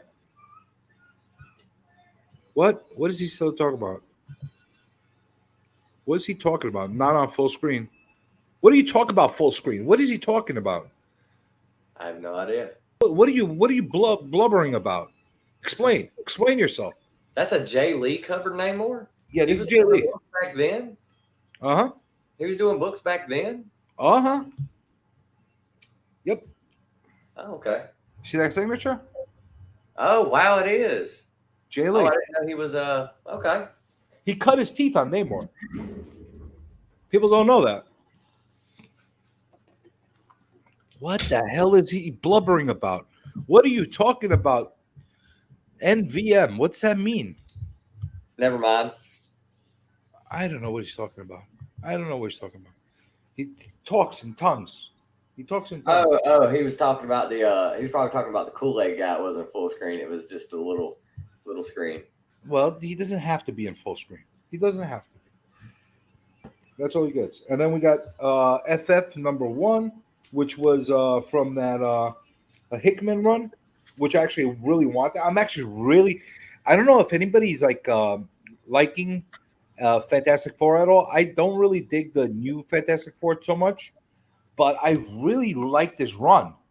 The Hickman run. He was doing Avengers at the same time. His Avengers run was really, really good. That's excellent as well. So I'm really, really enjoying this. So anytime I could find like pieces of bits to it, I'm buying them. I'm not breaking the bank on them, but you know, not bad. Oh, there you go. What number of Thor is that? We got 246 of Thor. Oh, nice. Early Fire Lord. And it's early Thor. Hey, why not? So according to Nolan Red, I spent about $100 on all these books with the slab included. So yeah, you got your money worth. I think it's fair, right? Yeah, I think that's really good. Yeah, I think it was a fair deal. I don't think I broke the bank on them. This is a big piece. I like that piece. I didn't think I broke the bank. This was another big book that was included in there. I think I got fair deals from him, like really fair deals. I don't think I fleeced him on them either. Like, you know, I think it was a fair transaction on both sides. You know, usually that doesn't happen too often on whatnot. Usually you get one side or the other really like screwing the other or one or the other over. And usually I'm trying to be the one that's getting the better deal. But it doesn't always work that way. You know, I got let's see. Bookworm says Thor 246 Volume 1 is the first appearance of Snykar? What the hell is a Snykar? Snakar. Snykar. I have no idea because I've never heard of that. I have no idea either. You know, the bookworm comes up with all this cockamamie stuff. But thank you. If it wasn't for him, we wouldn't know this. We would have never known. Yeah. The bookworms, that's why he's called a bookworm. He's our freaking comic Wikipedia. Oh, you know? Man, that's great. You know, that's what he is. You know, that's how it goes. So I appreciate him for that. I definitely could do that. But tell me now, Tylox, tell me. Now you said that you're gonna have a Grail run right now that you're looking for the ASMs this year, right? Mm-hmm. Those are your goals. How far? Yeah, ASM 200 to 441. 200 to 241. To 441. To 441. I'm trying to do as much of that as I can get done as possible this year. How far away are you from that? I'm actually looking at my CLZ now, so let's see. Actually, still probably got. I've probably still got a good 150 to get, but most of those are fillers. The only big books that I need are 200 if you count that as a big book, but I don't. You can get that for like 15, 20 bucks. I need 210, which is the first Madam Web, which is going up in price because of the movie. and 300, and then all the little issues around 300 because they were all like first appearance of Venom, second appearance of Venom, third appearance of Venom, stuff like that. Bookworm, I appreciate you. I thank you for joining us and finishing your beer. That's the most southern sounding thing I'm out of beer. Good night, boys. Hey, it sounds like not a southern thing. It's a man thing. It's I'm a not man. yeah, total man thing. Yeah, it's a man thing. Yeah, So like, you're I'm missing knocked some of out. those. I've knocked out a bunch of the keys. I just need a few more of the keys, and then the rest of them are just filler books. $5, you know, maybe 10 on some of them. I need to actually go digging. So you're losing more, missing more of those Venom second, third appearances kind of stuff. Yeah, let's see. I've got. You do have 300. I don't have 300. I'm saving. That's going to be my Christmas present to myself. Well, you might actually get yourself a really good break by the end of the year. The thing is dropping. Yeah, it is dropping. I've got 238, so I got the first Hobgoblin. That's a good one. I actually just got one in a mystery box on a whatnot thing. I've got today. 252. I bet had it. I've got. Let's see here. I've got 298, which is the first Flash Thompson. And then I've got a bunch of the McFarlane books. 298's the first Flash Thompson? Yes, first Flash Thompson. I mean, to be 100% honest, he's Venom. Flash is in that book with the How is that symbiote. possible? Like, he's in that book with the symbiote on. So technically, it's the first. If you want to get technical, but he's in one panel at the end, and I don't think he has any dialogue. But he's in the suit at the end of 298. So, and then I've got like a bunch of the McFarlanes. I've got was the ones that everybody's looking for, the 331, 332, and 333. That Venom stuff. I've got it. So I'm just missing a bunch of like Eric Larson's. I've got 361. Those are good ones. I like the Eric Larsons. So I need some Eric Larson. I need a couple more. I've got 400. So I've got most of the keys already. So I need to go dollar bin diving or not dollar bin diving. You're on a good track, actually. I'm getting there. Yeah, actually, a lot further off than I thought. A lot further along than I thought I was. And you're actually picking out good books. You're actually picking out good books to start with. You're not like being impractical about going sub 100 because no. Matter of fact, next year I'll probably be doing 200 to 100 because I know 129 is gonna break the bank on me on that one. So, but most of those books are actually pretty affordable. And are you a grade snob? Huh? Are you a grade snob? Like, do you want? No, if it's a big book like the first Punisher, if I can get it at a 5 or 4 or 3, I'm happy. But most other stuff, like fine, very fine, somewhere at 7, 8, somewhere in there. If it's like a filler book, I try to get it in a good grade. But first Punisher, I wouldn't even mind getting it in a 3, in a very presentable 3. Yeah, like just as long as it looks nice, because I'm going to read. I mean, most of them I'm going to read anyway, so they're going to be, copies that I'm actually going to have to go through. And that one hasn't broken the bank the way Hulk 181 has, which I expect. Honestly, I expect the Punisher. I expect 129. Sooner or later, people are gonna it's on the same level as a Grail, as far as Hulk 181. In my perspective, there's a trilogy. There's the holy trinity of premium Bronze Age books, and I would say Hulk 181 is one of them. I would say Giant Size X-Men is the other, and I would say ASM 129 is the third. Yeah, it's a big book, it always has been. Always, even when I first started collecting and got on YouTube, that was like one of the big books that everybody wanted was GSX's. And I honestly wish I would have bought them then. I wish I would have spent the money on them then because back then you could get a a 7 or a 7.5 181 for like $6 to $7 to $800 somewhere in there. The same thing with Giant Size X-Men #1. Same thing with 129. Actually, I made a big mistake. And I'll say why. I omitted. I'm gonna make it to 4. I'm gonna call the Mount Rushmore of Bronze Age because it's really important to add this one in there. Marvel Spotlight 5. Yeah, that You was have to have thing. Ghost Rider in there That too. was $500, $600, $700 book, maybe 8 if you wanted getting close to 9. Those books were really affordable back then, and I wish I would have grabbed them then. So those 4 books are the Mount Rushmore of Bronze Age comics. Yeah. So why is there such a huge gap between Hulk 181, Giant Size X-Men 1, Marvel Spotlight 5, and ASM 129? ASM 129 is the cheapest one out of all of them. Mm-hmm. Why? I have no idea because like Punisher is like Huge. major Iconic character. Iconic character. Still need ASM 298 and 300. I recently got a real beat to shit 300 in an eBay lot. I got one that was this thing. I'm gonna have to take like some serious pressing and cleaning just to get it to 4.5, maybe.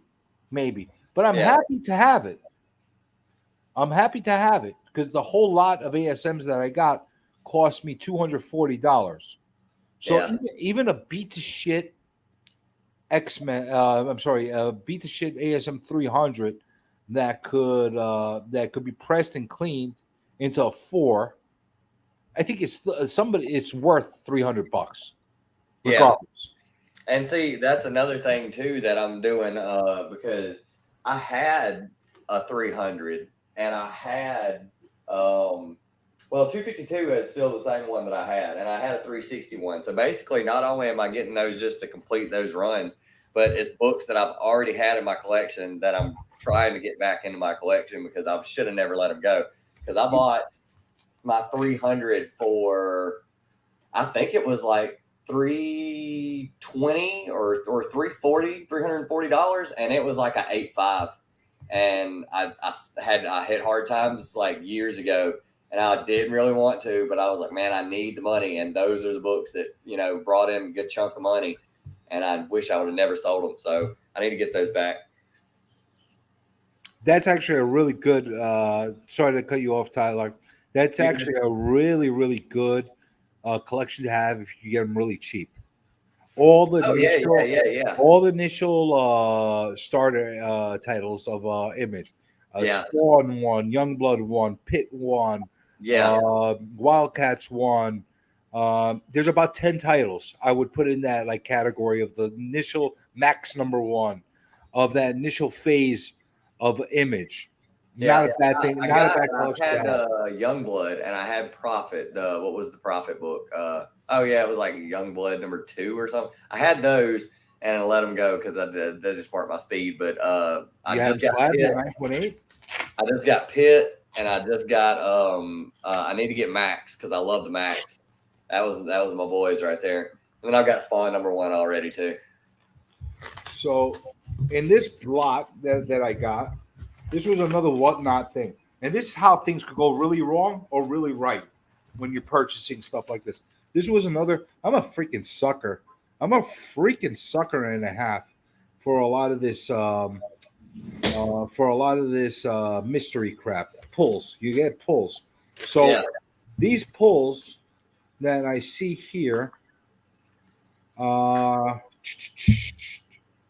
all hit me for like $7, $19, $8, $20, $25, all kinds of $15, all different ranges. So let me show you what kind of stuff I got out of here for these prices. And I don't recollect exactly what it was I got from them right now because I gotta that's the other thing. Some of the whatnot people don't put full correct descriptions on the blocks that they're selling, which is not a good thing. This one's from Rob Scott Issues. This is not the first set I got from him. So It's not bad. Let me see what I got from him. For me to to buy a second time from him means I got some decent value the first time around. All right, so Weird Fantasy number 3. Oh, nice. I like it a lot. This is not the original. Don't get your Okay. because if this was the original, I'd be running to CGC right now. And this shape, Yeah. this is like a freaking pristine mint shaped book. Weird Fantasy number 2. So 2 and 1, and 1, 2, and 3. So I got that. I believe that was all in one lot. And Horror Vault number 5. I like these books. I'm happy to have them in my collection. I would have easily paid $6-7 for each one of them, maybe even $10 to have them one at a time, because I love these books. And there's not a chance in hell, when I tell you not a chance in hell, that I would be able to afford to get these all in the original shape. Yeah. I'm trying to get, what's the Tales from the Crypt? I'm just going to buy those, and the EC put up the trade paperbacks or whatever. I'm just going to get those that way, because there's no way I'm ever going to get any So this of is a good one. I don't remember. I got this one in something. That's not bad, right? Venom number 1, Lethal Protector. Yeah, that book gone way up. Yeah, I think I got this for really good shape too, actually. What the hell did I get this at? See, it's probably one of these mystery things. $20, I guess. $15, I don't know. Some of them are $8, some are $15. All depends on who's bidding on what. Then the next one is Punisher War Journal, which I like to have this in my collection. Oh yeah, I'm a Punisher fan. I don't care what people tell me. I like the skull. I like the way that looks. I don't care if it's controversial. Everybody go to hell. Kiss my ass. It's to me it makes no sense. I don't think it's controversial. People have made it controversial, but you can make anything controversial. This is some kind of giveaway thing that he did. I don't know what the hell this is. This is some kind of like variant virgin thing ratio of something. X-Men Mystique. I don't know what it is, but this was something that I got in a giveaway that he was doing as it was selling. Then the next, I remember now these I know how much I paid for. So this is Miss Meow, number 1, signed, and it's a special Princess Leia cover, and it's signed by Jamie Tyndall.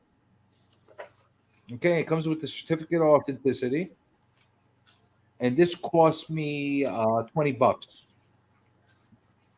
So I was happy with this. Yeah, these signature ones were $20 a piece. And this was White Widow number 1. Again, a Star Wars variant. Signed, again, by Jamie Tyndall, which I'm happy with. I'm starting to get the signatures from people now. Like, I was never a big thing. This was another one. This one I got cheaper, but the problem with this one is he signed it with black ink, and you could barely see it. Yeah. And this is I Make Boys Cry, but it's such a great cover. Look at this. Look at her showing her buttocks. Oh man. I just told TM today that Gun Honey is coming out for a new series, and I told him I got the cosplay cover for issue number 1 that's coming out, and I was like, dude, that cover. And he looked it up later while I was in the live stream for Naman's thing, and he was like, Tylox, I saw that cover, and oh my god. And I was like, yep, she is gorgeous. She is woo. Yeah. It's something I couldn't pass up. I got some Gun Honey somewhere stored in one of these packages somewhere. I don't know which one they are in, but I definitely got that. Nora and Rad, you're right. Some of these sellers are bastards. They're douchebags. And I'm gonna call out the douchebags. And I'm gonna call out the good guys. It's just how it works. You know, but you're right. You're right. You know, I'm glad that you're being honest about it because you are a seller about it. And you know, I can understand people wanting to protect each other. I could understand that, but you know, some of these people are making it a hard job for the honest people. Yeah, and that all that is probably if he was new, that's what it was. He was not looking into the fact that the market that people say the market's going down a little bit, and people like sometimes it's better to give people deals that way you get return business. You know what the thing is? Everybody's to, trying to catch a falling knife right now. yeah, that's exactly what it is. You know, they're not being. This is a nice comic. I believe this is the variant, the Nakayama variant of She-Hulk 2 for some reason. I don't know. I don't know why they would put this crazy chick on She-Hulk 2 if she has anything to do with it. But I love this cover. I was about to say I've got She-Hulk too, but I think that that's one of those ones where they just randomly did it. Now, the thing that they do here that I really hate, and Bronze Age Nerd was on with me when I got this from another auction, like the first time I got from him, was they put this weird sticker on here that destroys the plastic. I wish they didn't do that. Next book is Thor number 15. This cover, I've never seen this cover. I really like it. So I got it. Is cool. It's really cool. Look at that. Yeah, I don't think I was collecting when 15 came out, or else I would have got that one. I watch the covers, because I'm a cover guy. Yeah, I didn't see this. The thing is, if something catches my eye that I've never seen before, I find it very unusual. I'll pick it up. If it's affordable, I'll pick it up. I don't think I broke the bag. It's probably like $5, $4 on this one. So I was like, okay, whatever. But you notice I don't have any new comics here. I've been slowly not buying new comics and just buying older stuff. Yeah. Somebody, I think it was TM Nerdy, said the same thing. He's not pulling any more new books, and he's just buying older stuff. Okay. Free book. Thank you, Comic Journey. Rob's got issues. All right, so he gave me this for free. It's actually really cool. Look at that cover. Oh yeah. I seen he did a bunch of those where they were like kind of like what's the one where the color of the cover is the negative space thing, but it's not really because it's got an outline on it. This is really cool. I appreciate this. I like this a lot. That's a really cool cover. That's awesome. And I actually remember eyeballing this and not wanting to pull the trigger because it was going too expensive. Like, I'm not gonna freaking pay for Inferno number 3 this much money, but I'm glad that I got it. You know, that's pretty cool. And look. Thank you. Look, we've got 2 in a row. 2 in a row. Thank yous. Thank yous go a long way. People don't understand that. They don't realize how important and how much I value that. They really don't find, like, I don't care if I spend $5 with the person. I don't care if it's $500. Writing a thank you is a really positive thing.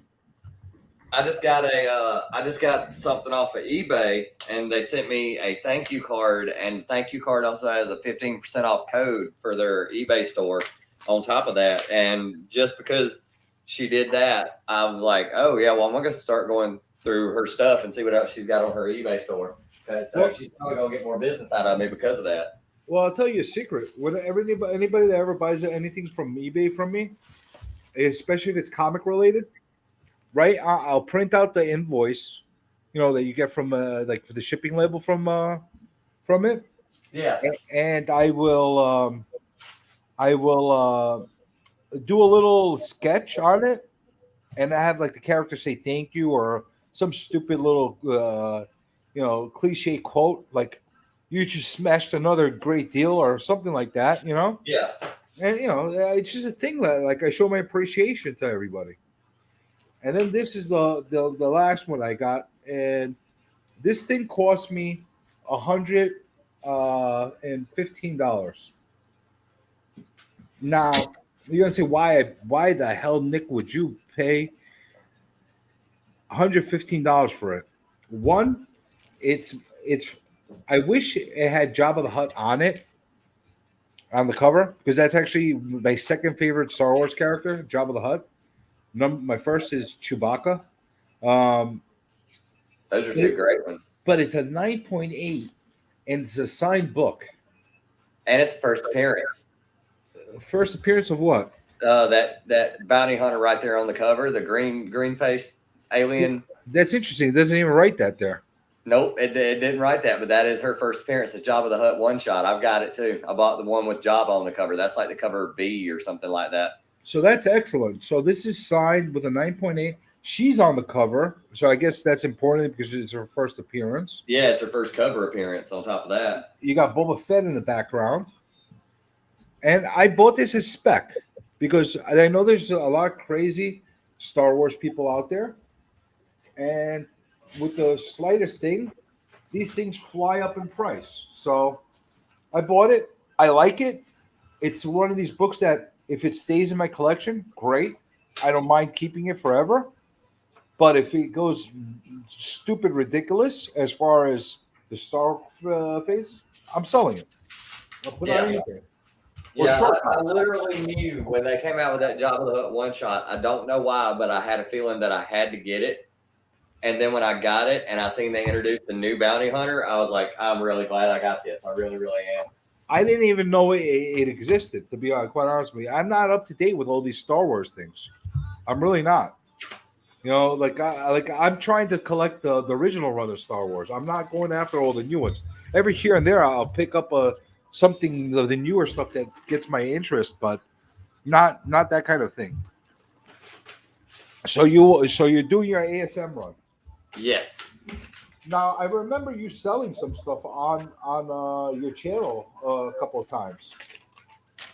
Did you decide that you're going to start selling books, or is it just a one-time thing? It was just a one-time thing. It was I had I think at the time I needed my washing machine had went out and I needed extra money to get not to get it fixed because it was getting fixed on its own, but I needed money to go to the laundromat and I needed extra money anyway. And I had like a short box of books that I just didn't like them. It was stuff that I got throughout the year that I didn't like.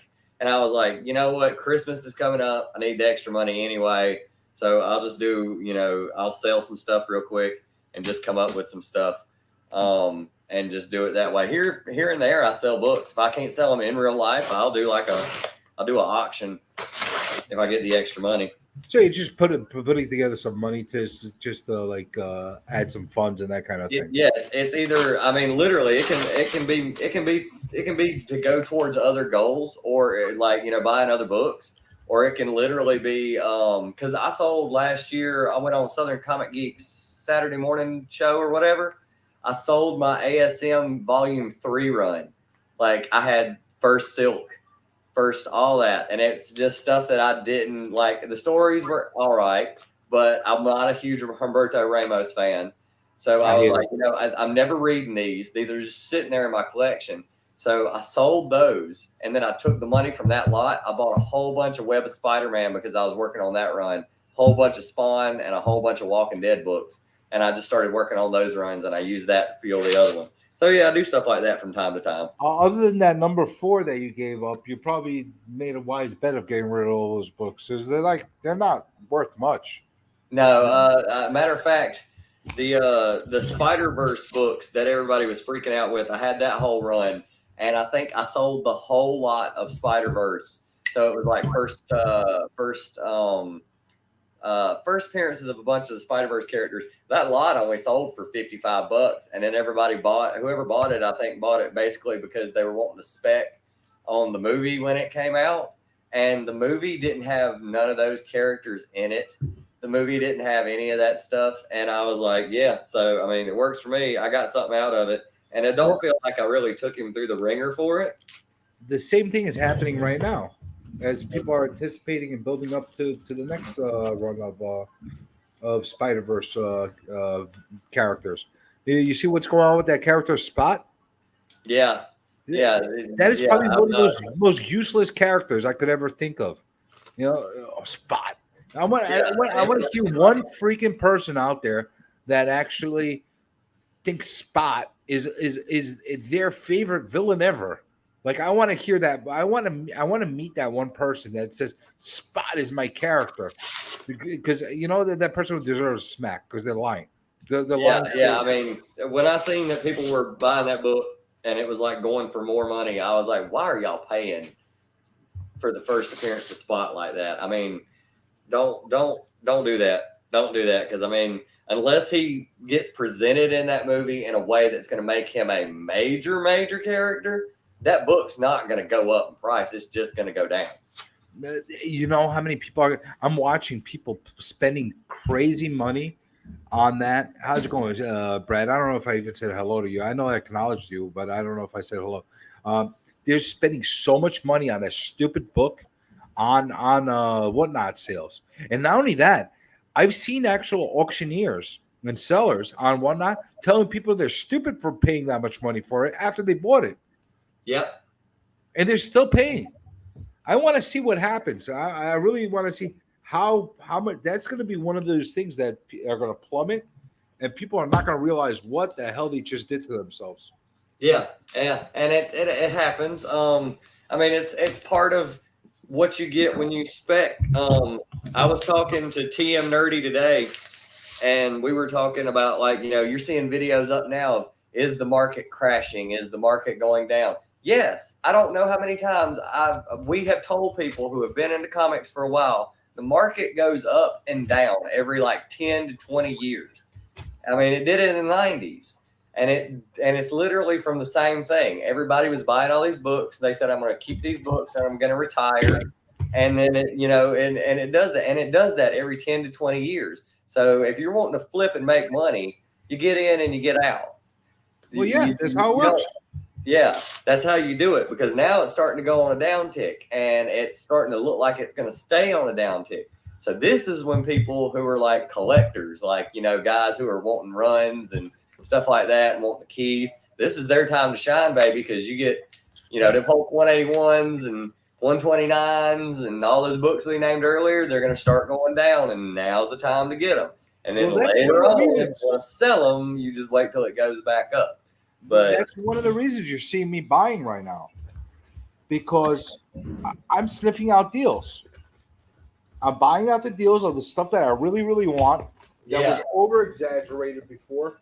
I'm using the fact that the market is depressed and people are panicking and doing panic selling. So sorry, guys, if that sounds like a douchebag thing to do, I'm sorry, but I don't want to pay $1 gazillion for the stuff I want to buy. Sorry, I'm only willing to pay what I'm willing to pay for it. So if that sounds like a bad thing that I'm doing, I'm taking advantage of people, sorry about that. But I think everybody wants to get a great deal on the book, and I have to pay through the nose for it. I think you'll agree with that, Tylox, right? Yeah. That's the way I look at it, man. I mean, those books, yeah, the first appearance Wolverine is always going to be worth money. The first appearance Punisher is always going to be worth money. First Ghost Rider is going to always be worth money. But now's when you start getting it, or even wait a little bit longer and let it go down some more, because now you get it. And then if it ever goes, you know, you buy 2 or 3 copies. You know, if you're able to find a copy, even shitty copy of ASM 129 for $100, yeah, on eBay, because nobody's bidding, are you going to feel bad about it because you got it for that price for a 1.0? Nope. No, you're going to be super ecstatic that you got it. Yeah. Same thing applies on the auctions and whatnot. It's just how it is. You know, but you know, what are your favorite places to go actually shop and buy comics from? I still use eBay. I still use eBay a lot. And pretty much I haven't used Whatnot at all, because just because, like, with Whatnot, you have to, like, you have to be there when the sale is going on. Yep. And stuff like that. So I usually miss out on stuff like that. But at the same time, like, I use eBay, and then I buy stuff in the wild, or I buy stuff from people I meet on YouTube. Like, I mean, there's always people selling their collections, hitting up garage sales. Like, this is the time of year when garage sales are happening a lot. Go hit up garage sales and stuff like that. What's your favorite place to get steals from? Oh, Like a honey hole or something like that, or like a constant pool of places where you're like, I can't believe I just found that at that price. That kind of the local shops around here, like Brad can tell you, me and him can go digging in Columbia, or we can go to Greenville and go digging. And these books that people are paying $20 for, you can find them for $5. like in regular comic shops, you talking about? Yeah. The comic shops around here still have dollar bins, $3 bins, $5 bins, and they've got stuff that people are paying outrageous prices for on eBay and stuff like that and whatnot. So And they you don't can hit you with find those them. New York prices. Yeah. So you don't have to be as crafty as people like me, where I'm like sitting there and like trying to figure out which books the LCS is being negligent about, and just, yeah. I mean, you just go dig it. Now, I mean, they do have they the books that they have that are that are like higher priced books are books that are always going to be higher priced. They're going to be the first Venoms, and the first spot around here is not going to start going for $100 at shops and stuff like that. It's not going to happen. Well, let's see what we got here. This one is from Cowboys Comics and Collectibles. This got a few slabs in it. Oh yeah, I think he's on YouTube, but he does like a smaller channel. Like he just buys stuff here and there every once in a while that's graded, that's for investment. I'm gonna have to check him out. I think so. He did have a channel, I think, at one point in time. He was like the cowboy comic or guy or something like that. So this was a good one. Beyond Mars. Oh, that's nice.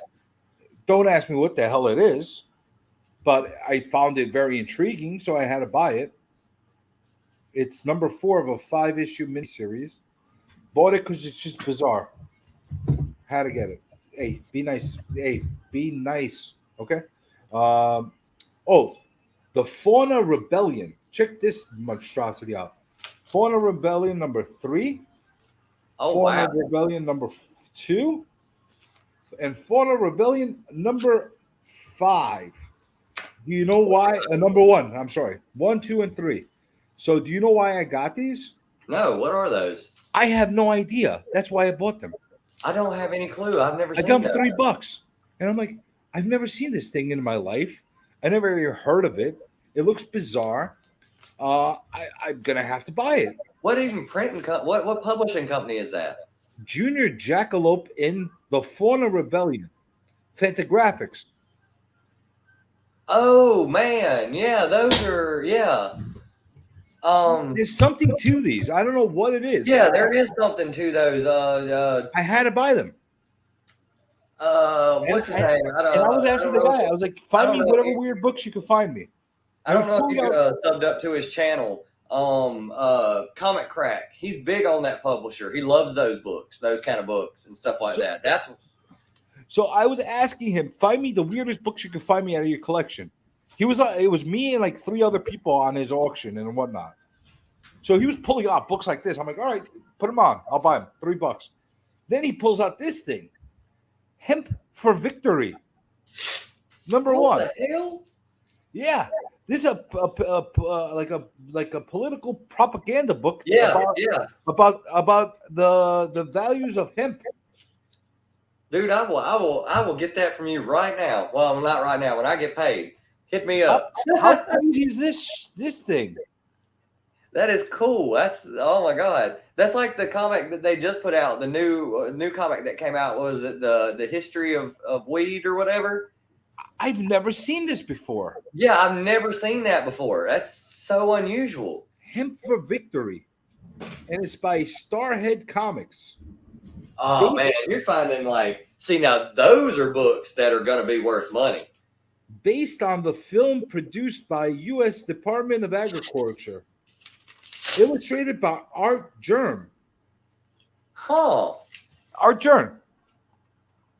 Illustrated. Dude, I've never seen that. That's why I bought it, because these things are weird. I've never heard of this. This is probably like crap. I'm sure it is, but I had to get it. And this thing actually opened up the door for me to buy a whole bunch of other weird books from him. You know, this Beyond Mars. And he pulled out this thing, and then he pulled out a Flaming Carrot #4. So I'm like, hey, I'll take it for $1. Why not? You know, I don't know if you know Flaming Carrot, but Who? Flaming Carrot. Oh yeah. Oh yeah.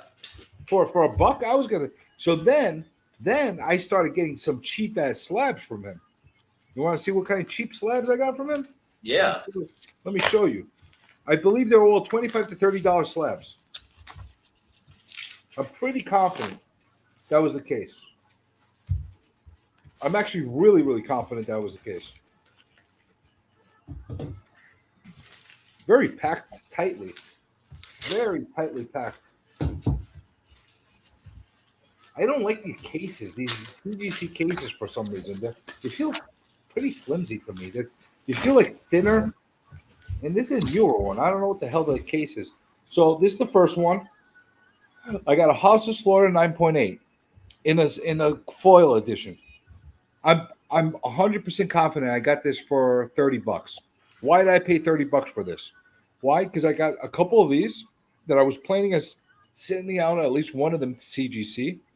And why do that when I could get one that's already done for $30 and save myself the aggravation of coming back at a 9.6? Yeah. So now I'm going to get rid of the loose copies I have, the raw ones, and I'll just keep this one. And Yeah. and when this gets option for a movie, I'll make trillions of dollars. You know? It's definitely. I think something is killing the children. Definitely is optioned. I think. That is, yeah. Yeah, it's definitely optioned, and it'll go up. Yeah, I'm sure it will. But, you know, for the price of slabbing it, why not? A guarantee 9.8. Why not? Why not have it? You know, will I get hurt on it? What's the worst thing that could happen? It's going to go down $20, $25. Good gamble. That's the way I look at it.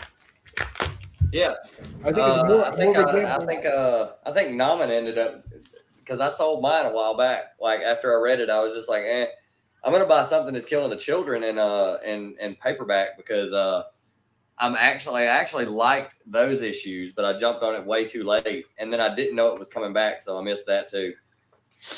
But So I'm the just other gonna get book it that and I trade. got was this one, Killmonger #1. Oh, I didn't even know they made that. And me neither. And a 9.6. Very few on the census. How many? Very few. I'll be right back. Hold on one second. You got it. So while you're going, I'll tell everybody what the hell this is.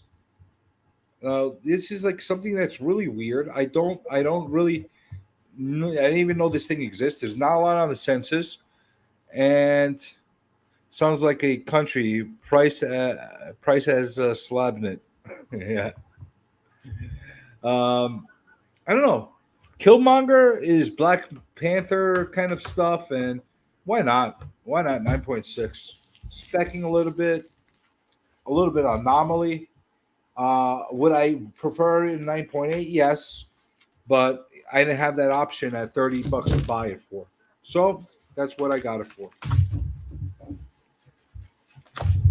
You know, so it wasn't bad. I think that was a good buy. You know, it was a gamble. Again, what's the worst thing that could happen? It's going to drop down. Nobody wants it. So I'm going to buy it for $20, $15 if I ever want to get rid of it. So I'm not going to be completely hurt. Not completely hurt. And then this one I believe I got for $20, believe it or not. Kick-Ass #8. Mark Millar, John Romita Jr. And I don't know why I got this. Did I win this and I got this? I don't remember. I don't remember if I got this. It's either super, super cheap. I might have gotten this super, super cheap. That's why I bought this. It's very possible. It's actually really, really possible that was the case. More than likely, that was the case. I probably got it like super, super cheap, like $15-$20. I'm like, yeah, whatever. I'll get it. For it might be worth the gamble on it. It's Kick-Ass. Why not? It kicks ass. It kicks ass. So hey, that's what I did. Oh, let's open up another big ass box. I'm running out of room. Oh, oh. Yep, I'm running out of room. I'm running out of room. But we're getting there. Hey, Tylox, how you doing? You know anything about these types that kick ass? Oh yeah, yeah. I love Kick-Ass. Is this any good? Yeah. Kick ass number 8. I can't remember what the significance of that one is. I think it's like the first appearance of one of the major characters in Kick-Ass. But I love Kick-Ass. I thought it was great. It's literally what would happen if you like. It's a story of what happens if you end up. He doesn't have superpowers. He has some kind of nerve damage that ends up making him not feel pain as much as you normally would. So he can take punches and stuff from like bigger guys and get shot and get stabbed and stuff like that.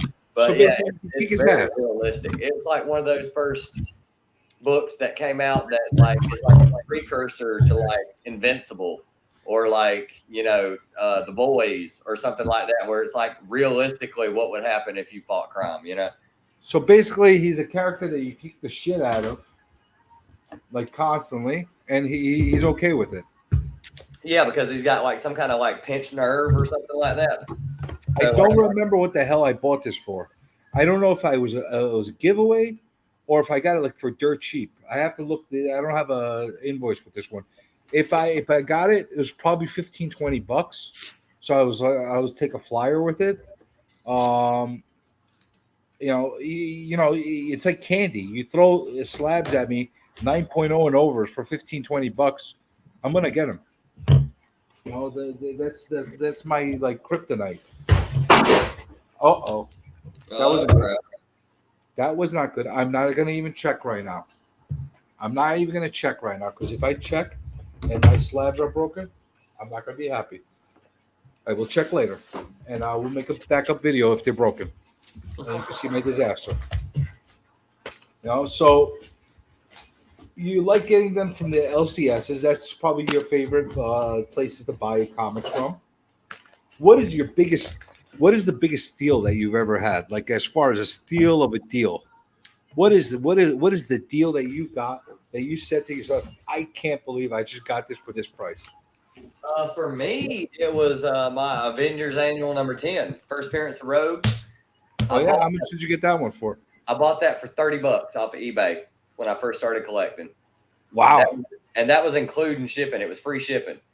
How long ago was that? 8 years ago. Well, no, it was like 2012, 2000, so like 10 years ago.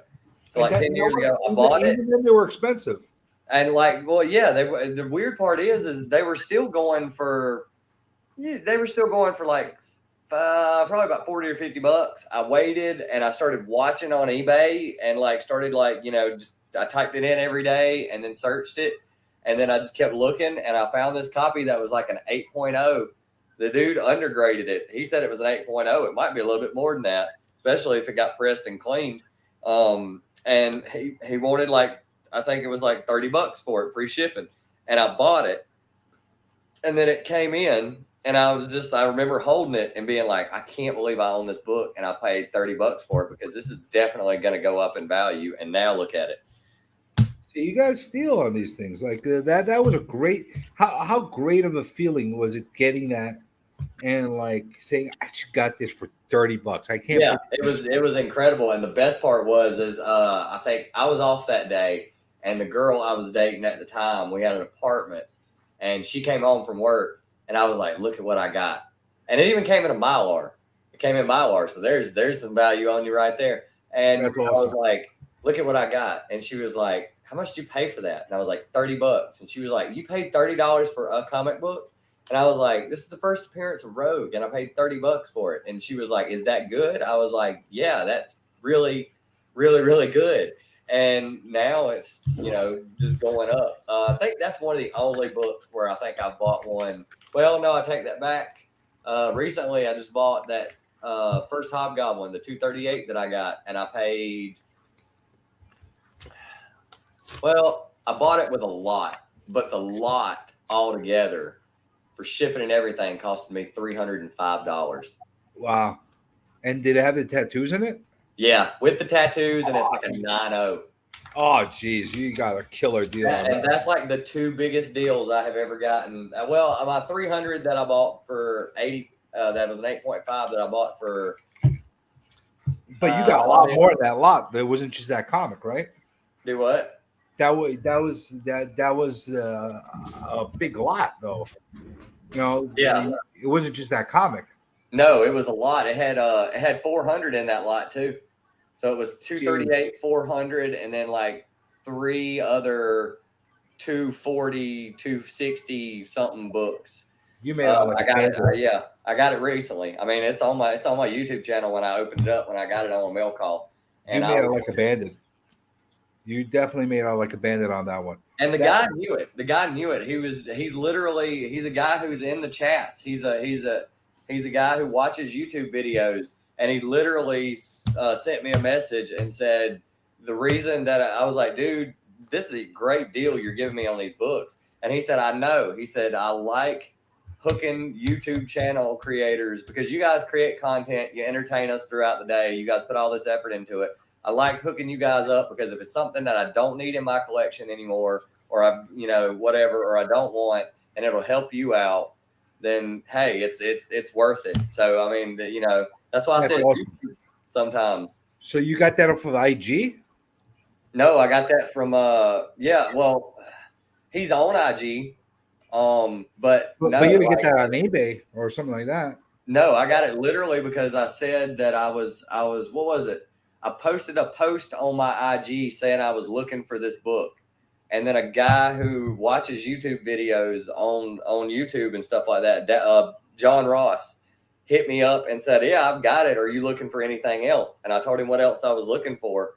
And that's the deal he gave me. And I was like, are you serious right now? And he was like, yeah. He was like, you guys work hard doing what you do. And I enjoy watching the content. He was like, and if I've got it and I don't want it anymore and I need the money, you just made me some extra money because I didn't pay that for it. Then that's awesome. Yeah, it's freaking awesome. So like, yeah, little deals like that. They don't happen all the time, but here and there. You want to see something that's not awesome? What? This steaming stack of books right here. I was about to say, are those books? Yeah, well, here's the thing. These are part of mystery lots. And let me read to you so they take these are $20 a piece. Okay. Yeah. All right. And here's the description.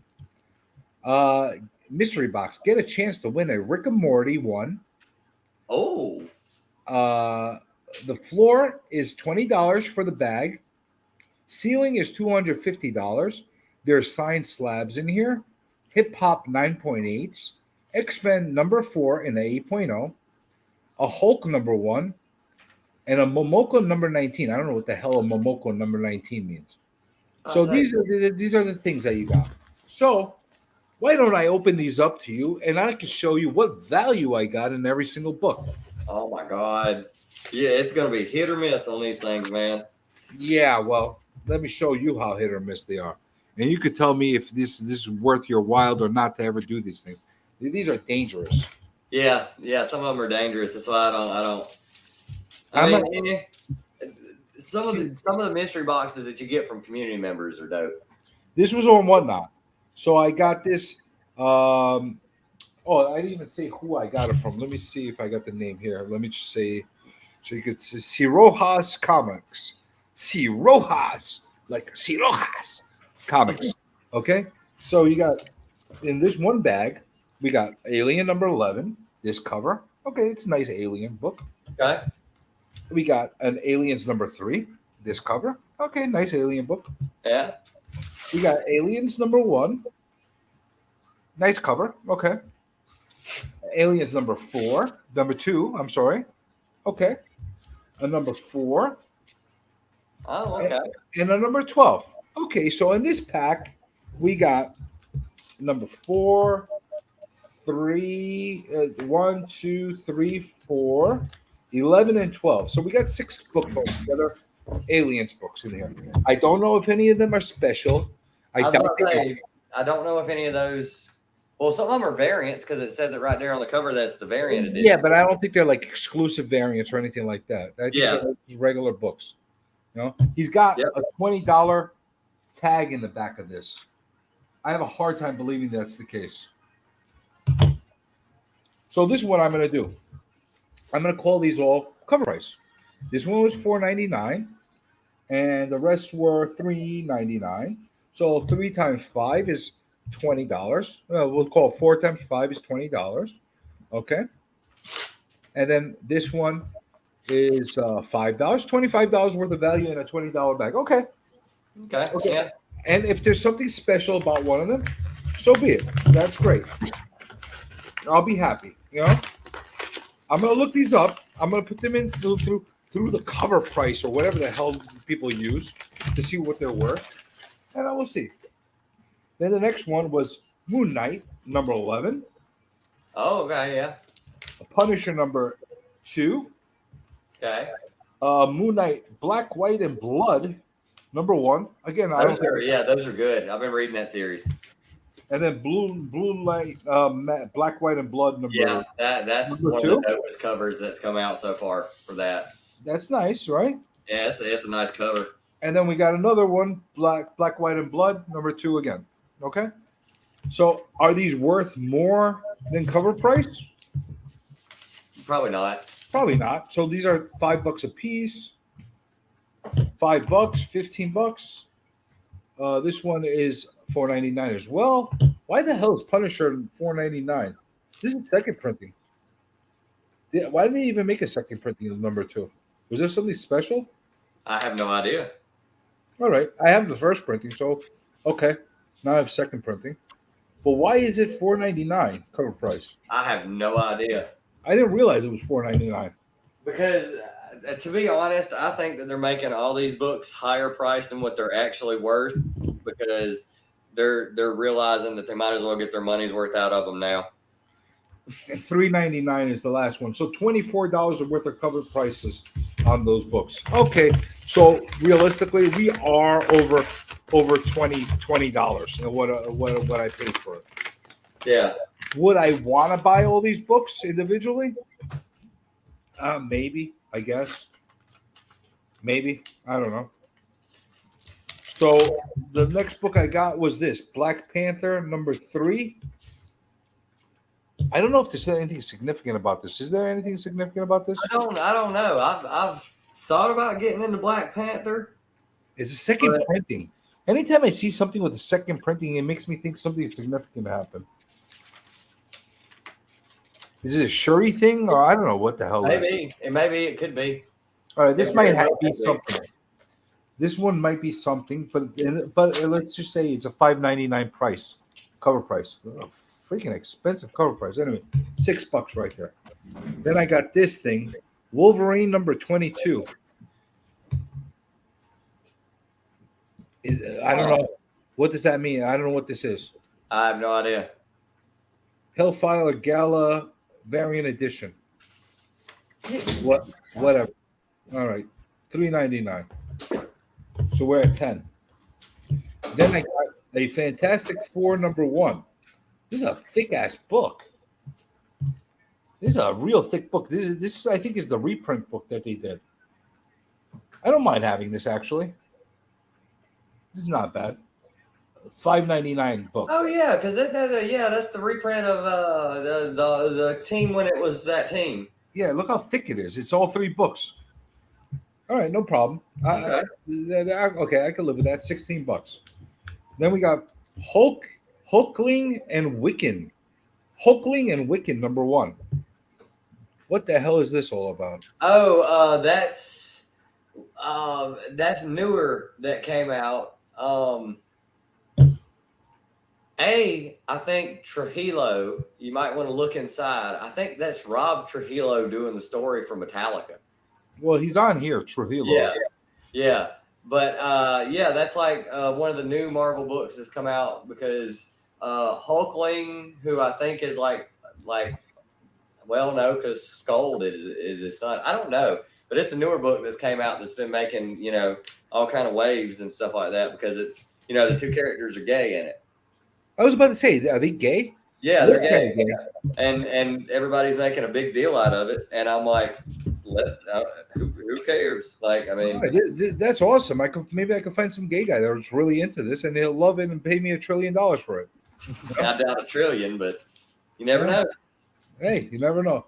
All right, so that one's is this one's a $5.99 cover price. What Why is? this $5.99? And it's not even a variant. What the fuck?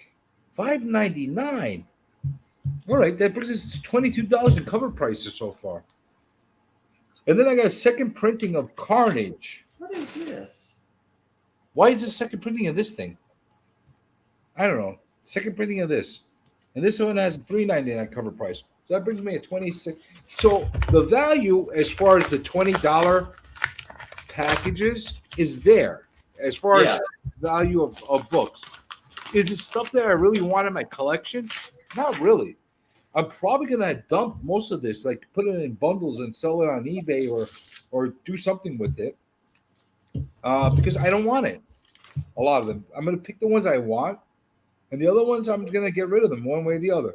A Calculated Man, number 1. I'll probably keep this because it looks weird. This I'll probably pick. I don't know if there's anything to this, but it looks interesting and looks weird. It does look interesting. I've never heard of that. So Aftershock Comics, it's the kind of book that I would keep. Oh yeah, I think that came out like last year or this year or something like that. I think this is a keeper. Then we got Grimm, which supposedly like a big deal right now. Oh yeah, it's a big deal right now. I kind of wished I would have jumped on that. I don't know what issue of this is. 1 or 2 or 3 or 5. Number 2. So it's number 2. Okay, there might be something to this. I'm probably gonna get I have another copy of this of a different cover. I'll probably get rid of this. I'll bundle them up, a Grimm bundle, and sell them because I don't care. Oh, there it goes. That's what I thought. This was in there too. So Grimm 2, I got 2 different covers. Okay, there you go. Yeah. So more than likely, I'll keep one and get rid of the other ones. I don't need to have all the variants. There's very few books I need to have all the variants for. I'm not into that anymore. I was about to say, the only reason I bought 2 copies is because my store requires it. Because if I buy like an incentive cover, this is number 2 as well, a foil copy. Oh, nice. So I'm a sucker for foil, man. So 3 Grimms, all different versions. One is with the foil. So I'll keep one and get rid of the other ones. I don't want them. So your store forces you to buy them all? Well, if I buy an incentive cover, then I have to buy one of the regular and then, bid on the incentive. And then if I win it, I get that one. But if not, then I just get the regular cover that I bought because that's fair because they have to buy 5 or 10 of those books to get the incentive cover. So they don't put a set price. They don't put a set price on it. On my LCS, you have to bid on it, and most of the time you get pretty good. Like the the Rogue Savage Land Arthur Adams cover that just came out. I put a bid on it for like $10. And I seen later that I didn't win it because anybody who paid 16 or above got copies for it. But that was like what it ended up selling for at like the low end. So yeah, they make you bid on it. But most time, if it's a 5 or a 10, 1 in 10, 1 in 5, you can pay like cover price and get them. But then you have to buy one of the originals because they have to buy 5 or 10 copies to get that thing even in. Well, the one for 5 I could understand, but the one for 10s, $8, $7. And it all depends because I only bid on them if I really, really like the cover. So this one was actually a better lot. It had this thing that came in. They got the 3 Grimms that came in here. Ocean Will Take Us. Number 3 by Aftershock Comics. I have no idea what the hell that is. I have no idea what that is. But I'll read it. I'll read it. And then I got this. Look at this freaky cover of Alice Ever After. Oh yeah, those were good. I heard. I like that. And then it came with another copy of a variant cover of the same book. This is a cool cover too. I like this one better. Look at this evil freaking cat. Look at this thing.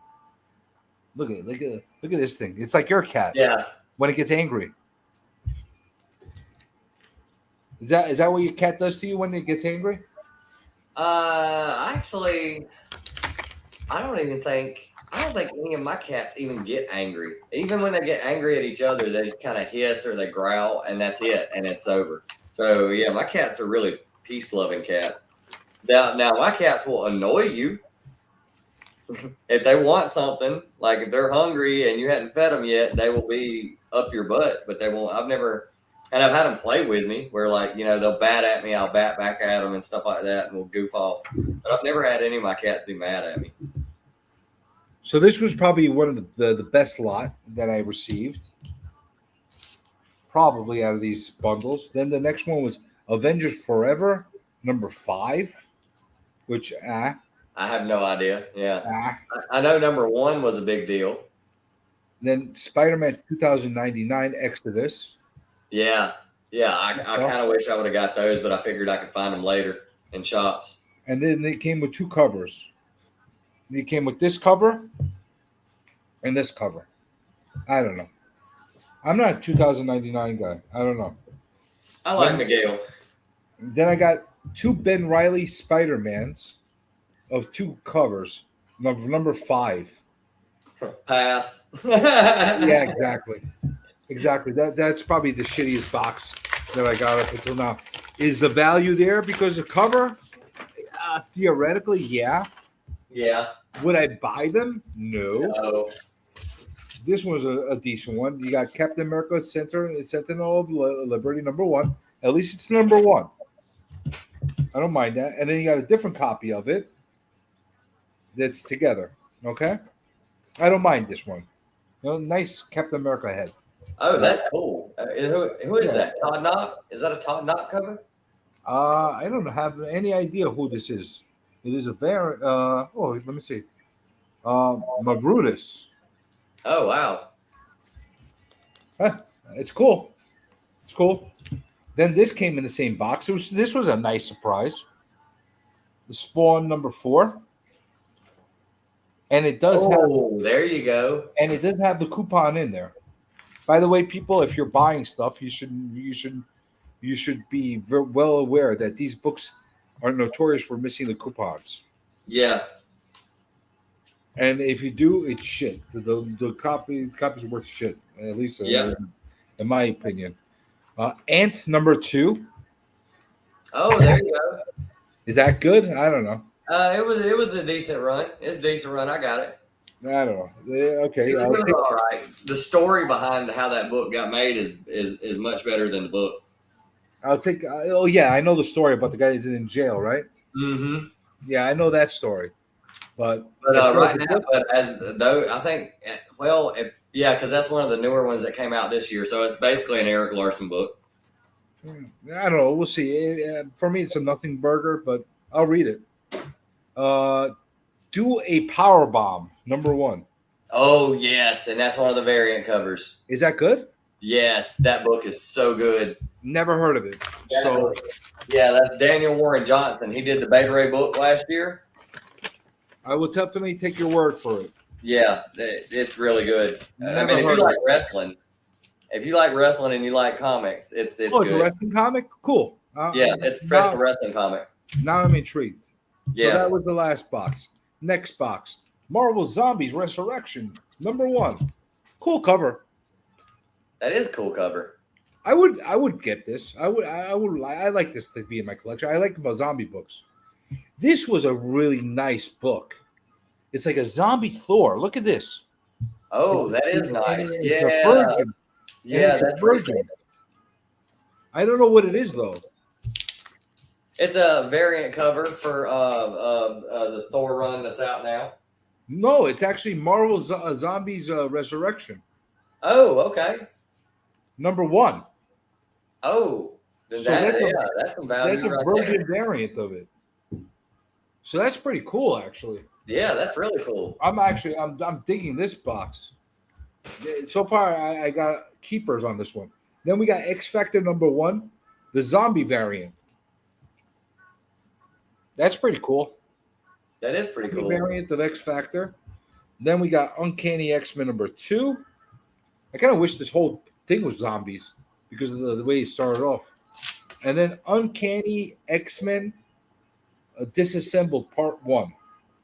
Number 1. Looks like they're going to kill or do something to Apocalypse here. All right, that's cool. That was a fun box.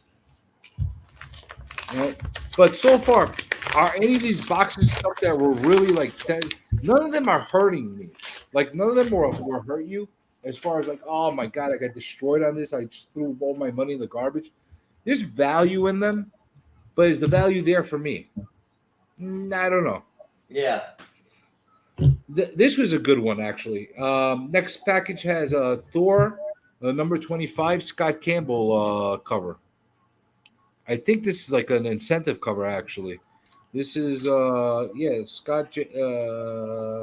I think it's an incentive or a ratio. I don't know, but it's a really nice Scott Campbell cover. And then I got another. I don't know. You know anything about this Tylox? Oh yeah, it's a J. Scott Campbell variant cover that just came out. Is this an incentive or is it like a regular cover? I He's got it in Mylar. I think that's a regular one. Why the hell is he having it in Mylar? I just because it's J. Scott Campbell, I guess. I guess people really dig that. Then another Moon Knight, another Black. I got duplicates of these now. I got the same Moon Knight, Black, White, and Bloods again. Now I got another Captain America Sentinel Liberty cover, which is pretty cool. This actually might be my favorite one so far. A Black Panther number 5, second print. Supposedly this is good. I have no idea. Star Wars 9, High Republic. All right. I think that's got some kind of significance to it. I think it's like a minor key, or it's like a first appearance or something. Possibly. And then Amazing Spider-Man 292. Oh, you know, 392. 392. Yeah. You got that one? No, I don't have that one. I didn't even know that one was a thing. I forgot all about this book, honestly. I kind of like it because it's like a homage to number 50. Yeah. I kind of like that one. That was an okay box.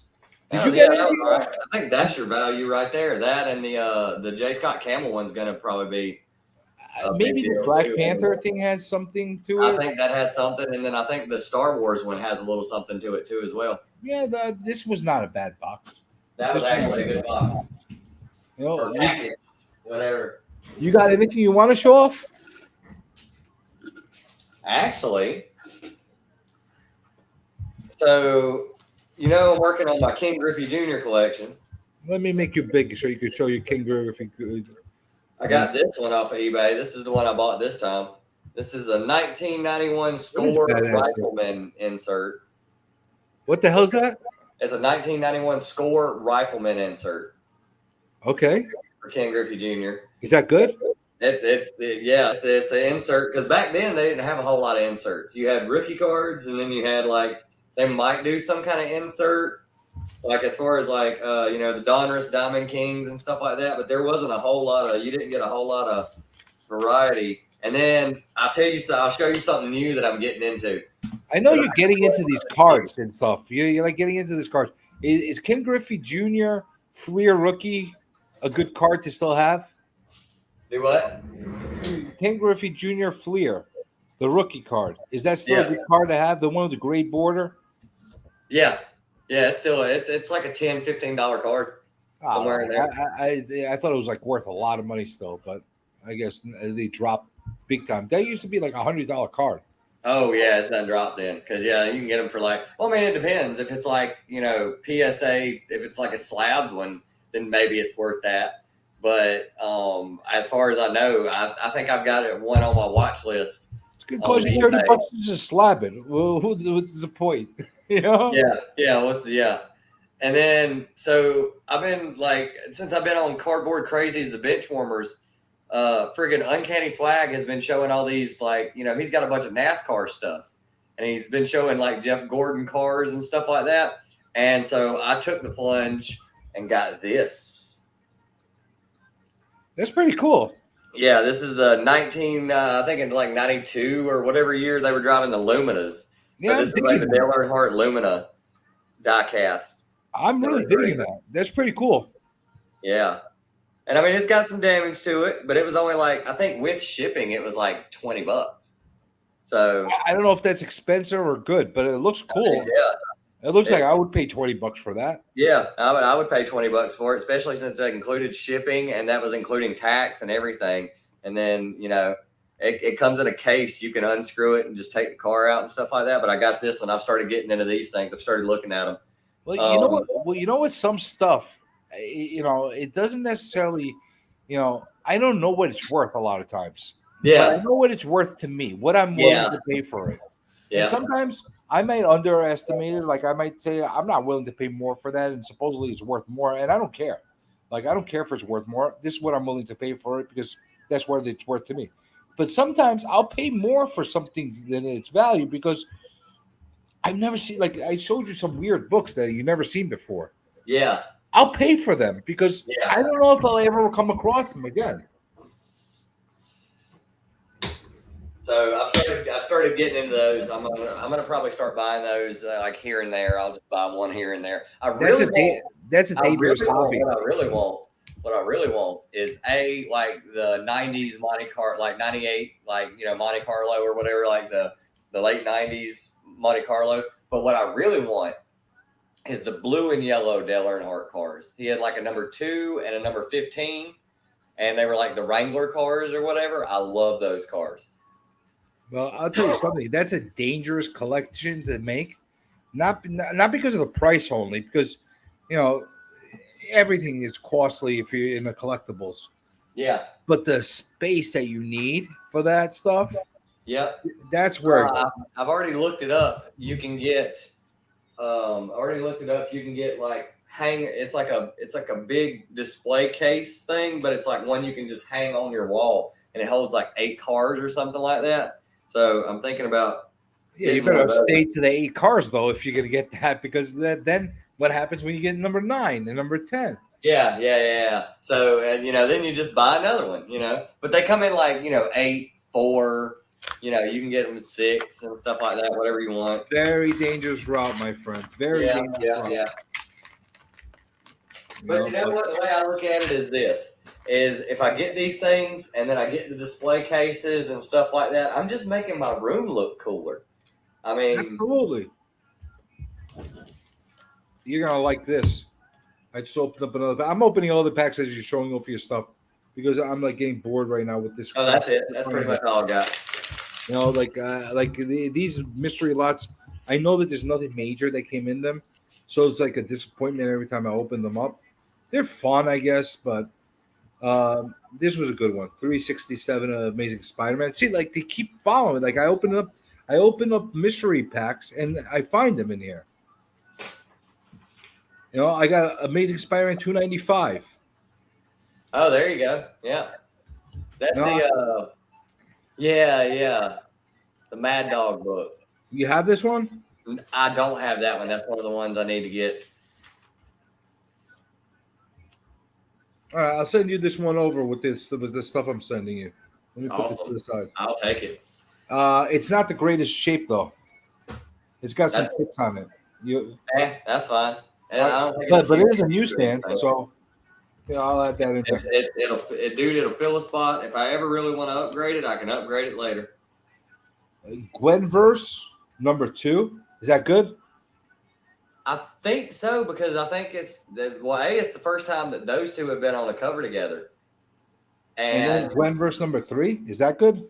I guess. I mean, I don't know. I don't know. I have no idea. I actually started thinking about getting into the Spider-Gwen stuff because I actually, like her as like a character and stuff, but I don't have room for it right now. I've actually cut my pull list down. More Moon Knights, again, of the same covers. Okay. Yeah, Tylox is about to start shopping for a newer vehicle, so my pull list has been cut down. Maybe that's a good thing, because I'm sure like a lot of these books are going to be in dollar bins soon. Yeah. Then another Black Panther like this, number 5, second printing, and then a Ghost Rider. This I don't mind actually. This is a really cool cover. Oh, that one is, yeah. Wow. I don't mind that. I don't mind, but that was like another shit box. You know, I did this Well, shit I box. think the new Ghost Rider stuff that's coming out is the new Ghost Rider stuff that's coming out is getting a lot of heat because the Midnight Suns video game is coming out. Yeah, I guess, but But here, I mean, yeah, it's video game spec. What are you doing? here's another thing to give you a hard on. That's, Another Amazing Spider-Man. that's a cool cover right there. I It love that is. I actually need this one. cover. Mm-hmm.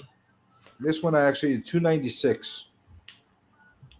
296. I don't mind this one at all. Deadpool Bad Blood.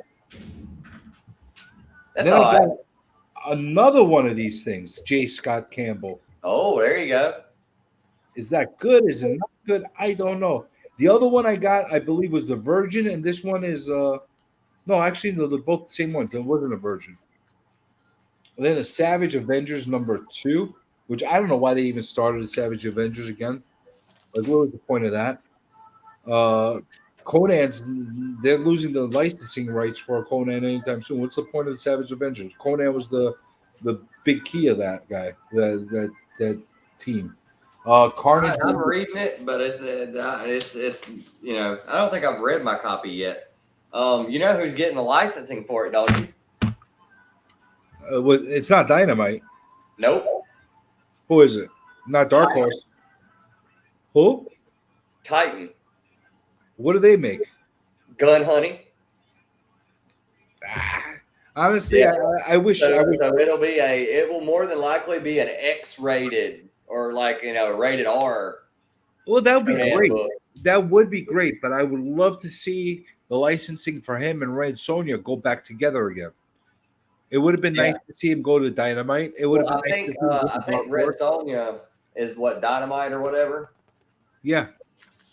So it would have been nice to see like them unify them again somehow, but and then Darth Vader 23. I don't know. This is like another nothing burger.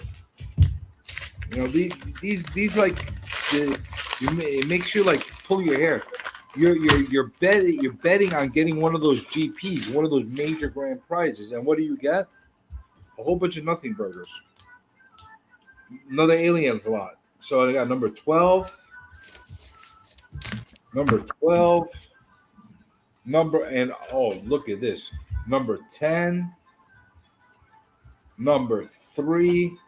Number You got a whole 11. dang Aliens run. I got like everything in Aliens now. This is basically cleaning me out. A number 2. And then a number 1. Another number 1 cover. And another number 1. Value-wise, this one was a good one. And I don't actually mind having like a bunch of alien covers. I like aliens. Would I pay full price on all of them? Probably not. I bought a couple of them when they first came out.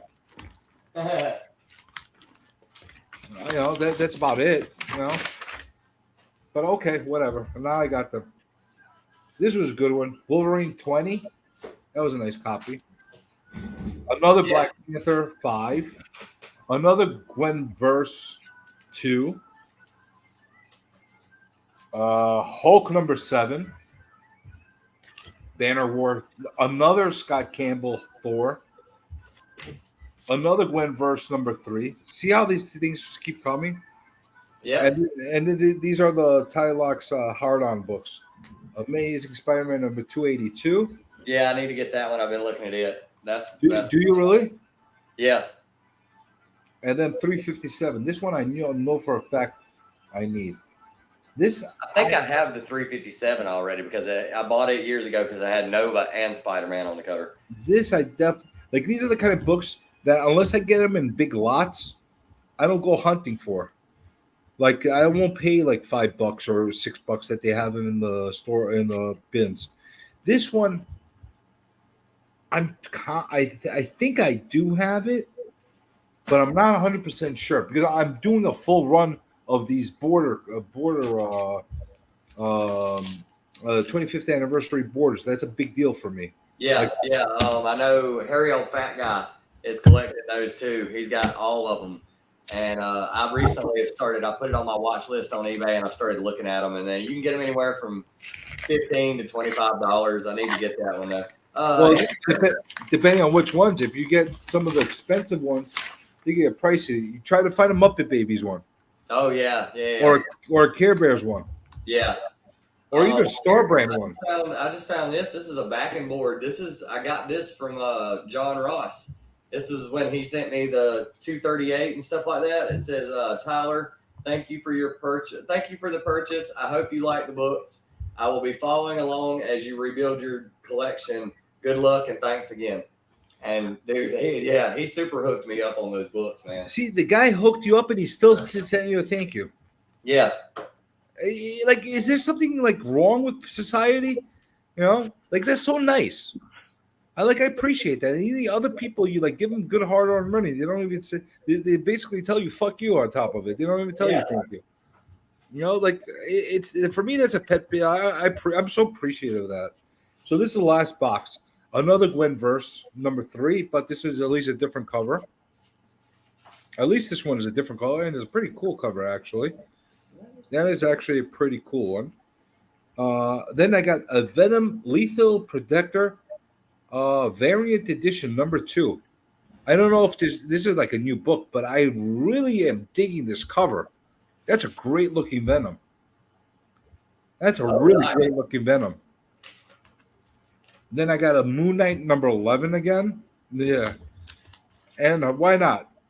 Another Ben Reilly number 5. Why not? And another Black Panther number 5, second printing. So, overall, would I buy these lots again? No. If I'm in a gambling mood and I want to buy 1 or 2 of these boxes just to possibly get the grand prize, which I didn't get this time, and I bought a ton of them, maybe. But I would limit myself to like a couple, and that's it.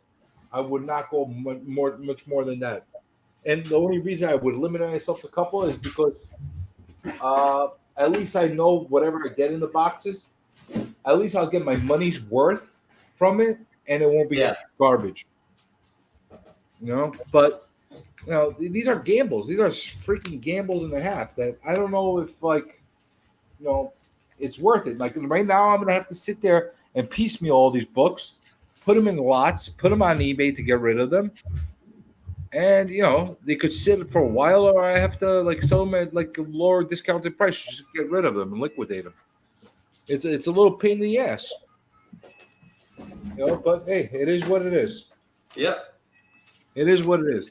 But I think I'm gonna end the unboxings now because I've been at this for a while, and I'm running out of room.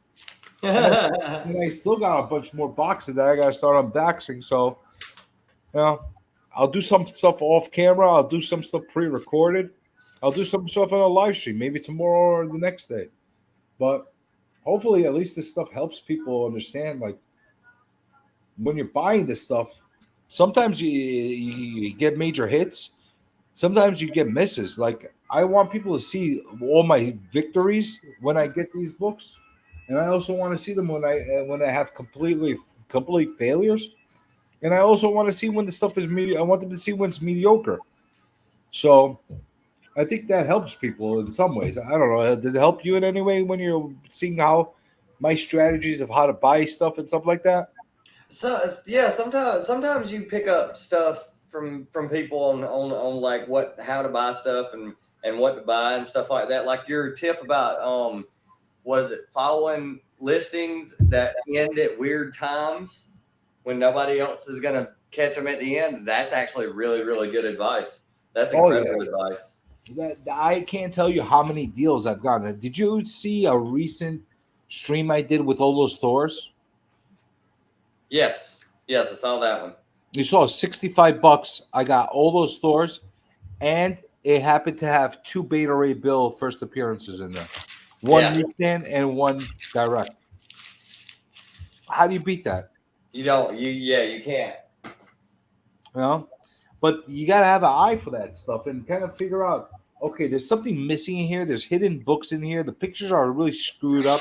I'm willing to take a little bit of a gamble when it comes to certain things. And all those books came freaking gorgeous.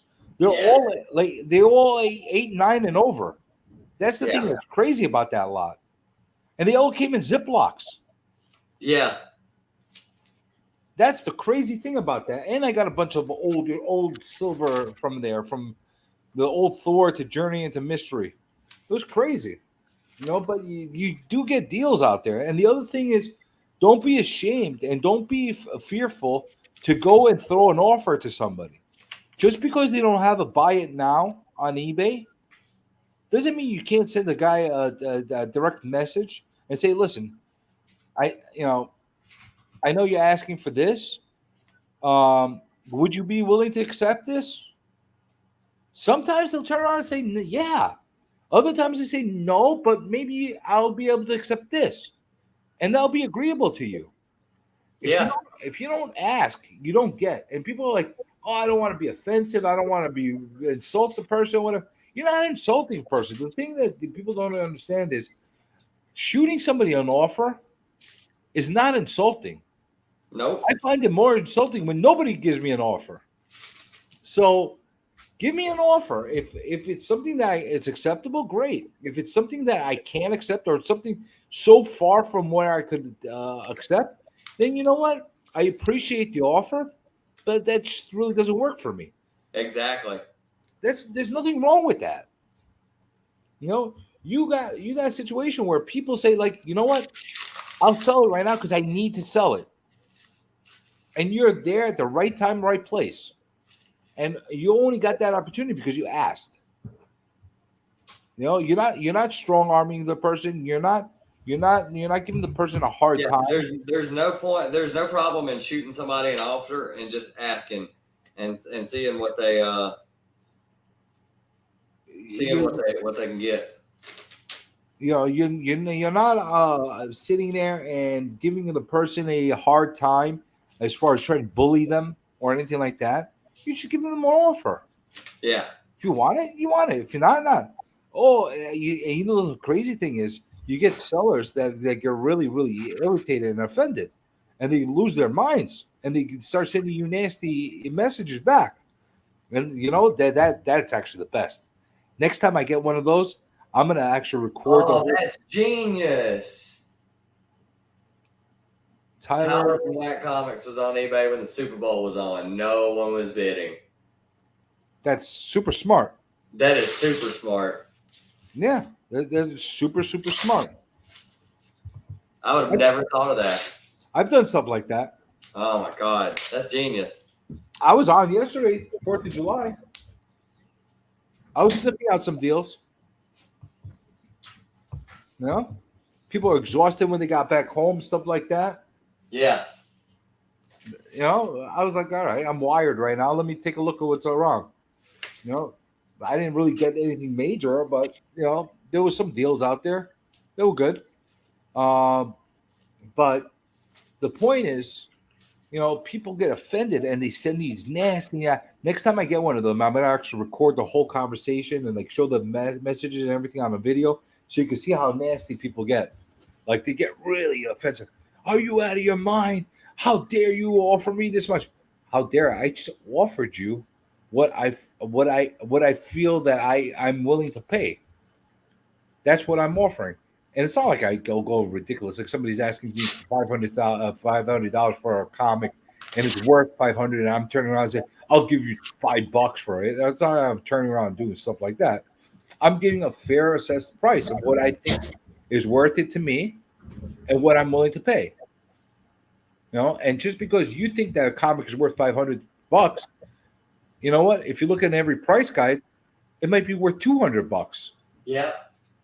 So sorry to burst your bubble that you think it's worth $500, and that's what you want, and you have every right to want what you want.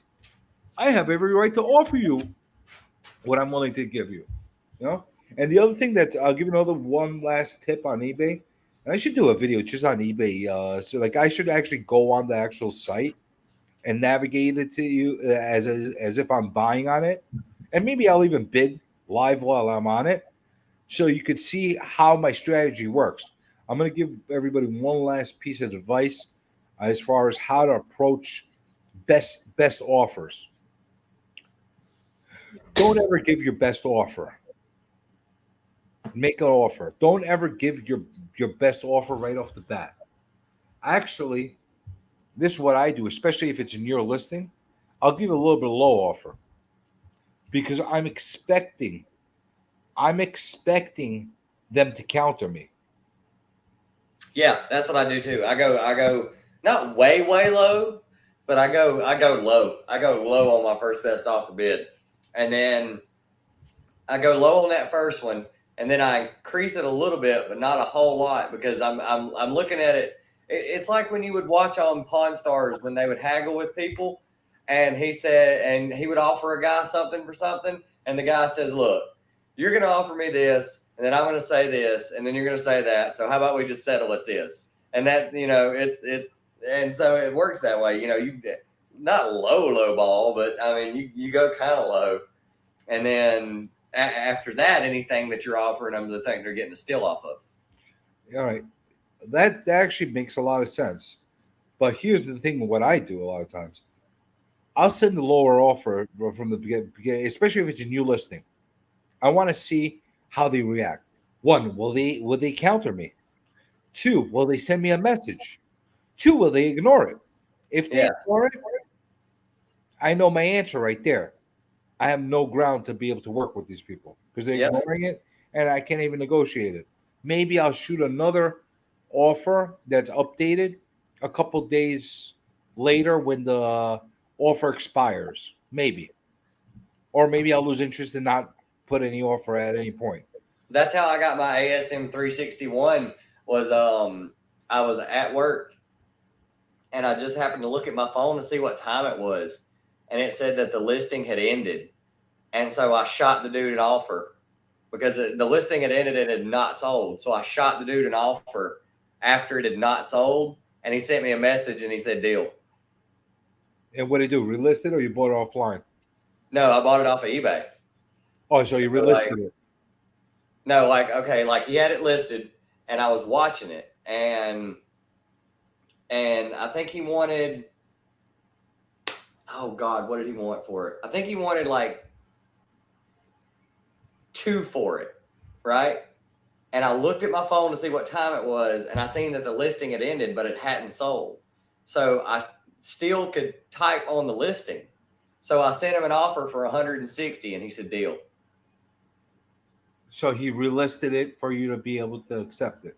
Yeah, he relisted it for me to be able to accept it, and then I accepted it, and that was it. And then I think after shipping and taxes, it was $180. And I think, I think originally he wanted 220 for it or something like that. I do stuff like that all the time. That's a solid strategy.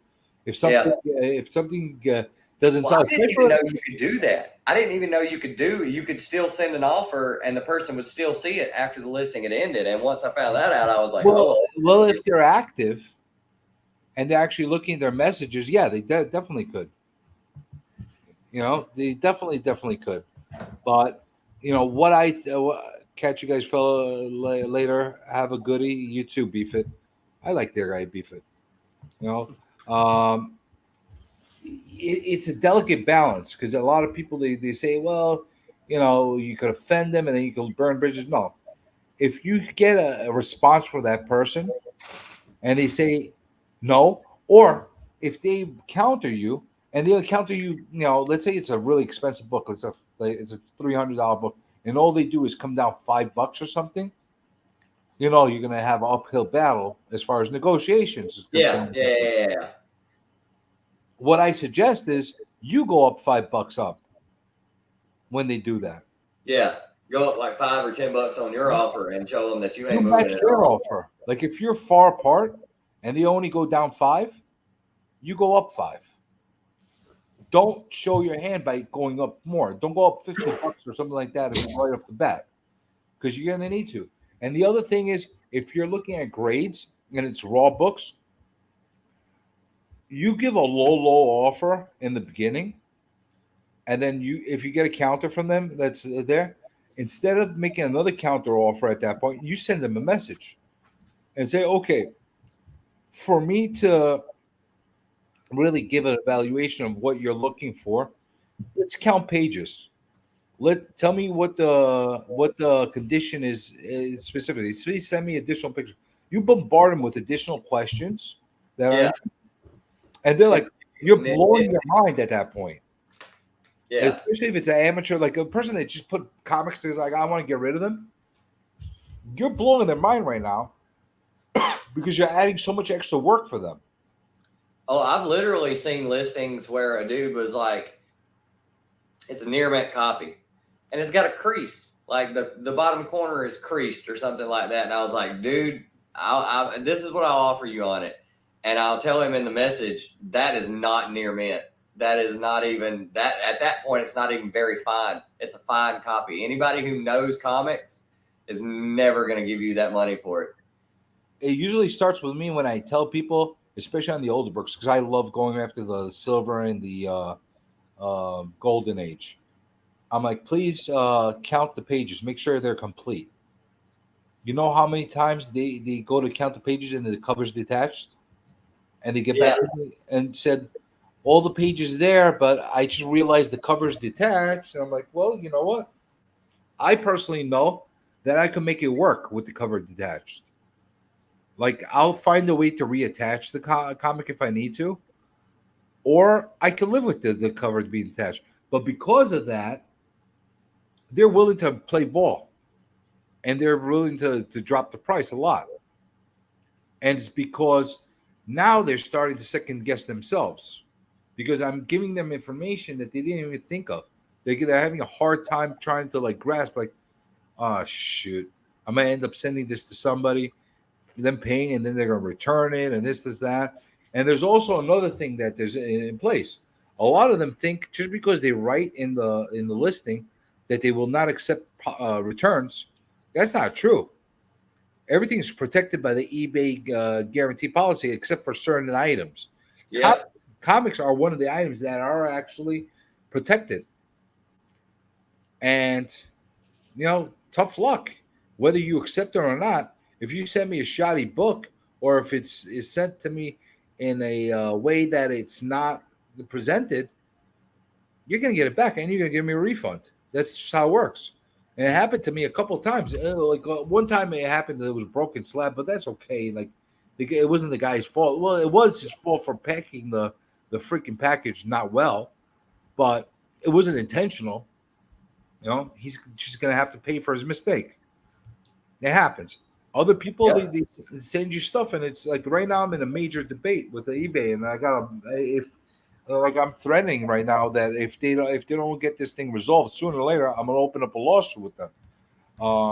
And you know, thankfully I paid with my credit card because it's a very, very big purchase that I made through them. Probably the biggest purchase I ever made on a single book, and it was gonna be great unboxing if I actually received it. But there's a scam that's going on with them. The buyer I got it, the seller I got it from, actually sent me another lot. So I bought a lot from him, and I also bought this single expensive book. Well, what he did was he made one tracking number, and supposedly they all went into the same box because he put the same tracking number on both listing IDs. Yeah. Well, the big book wasn't in the box. Oh. So now he's saying, well, you know, you got the tracking. I'm like, yeah.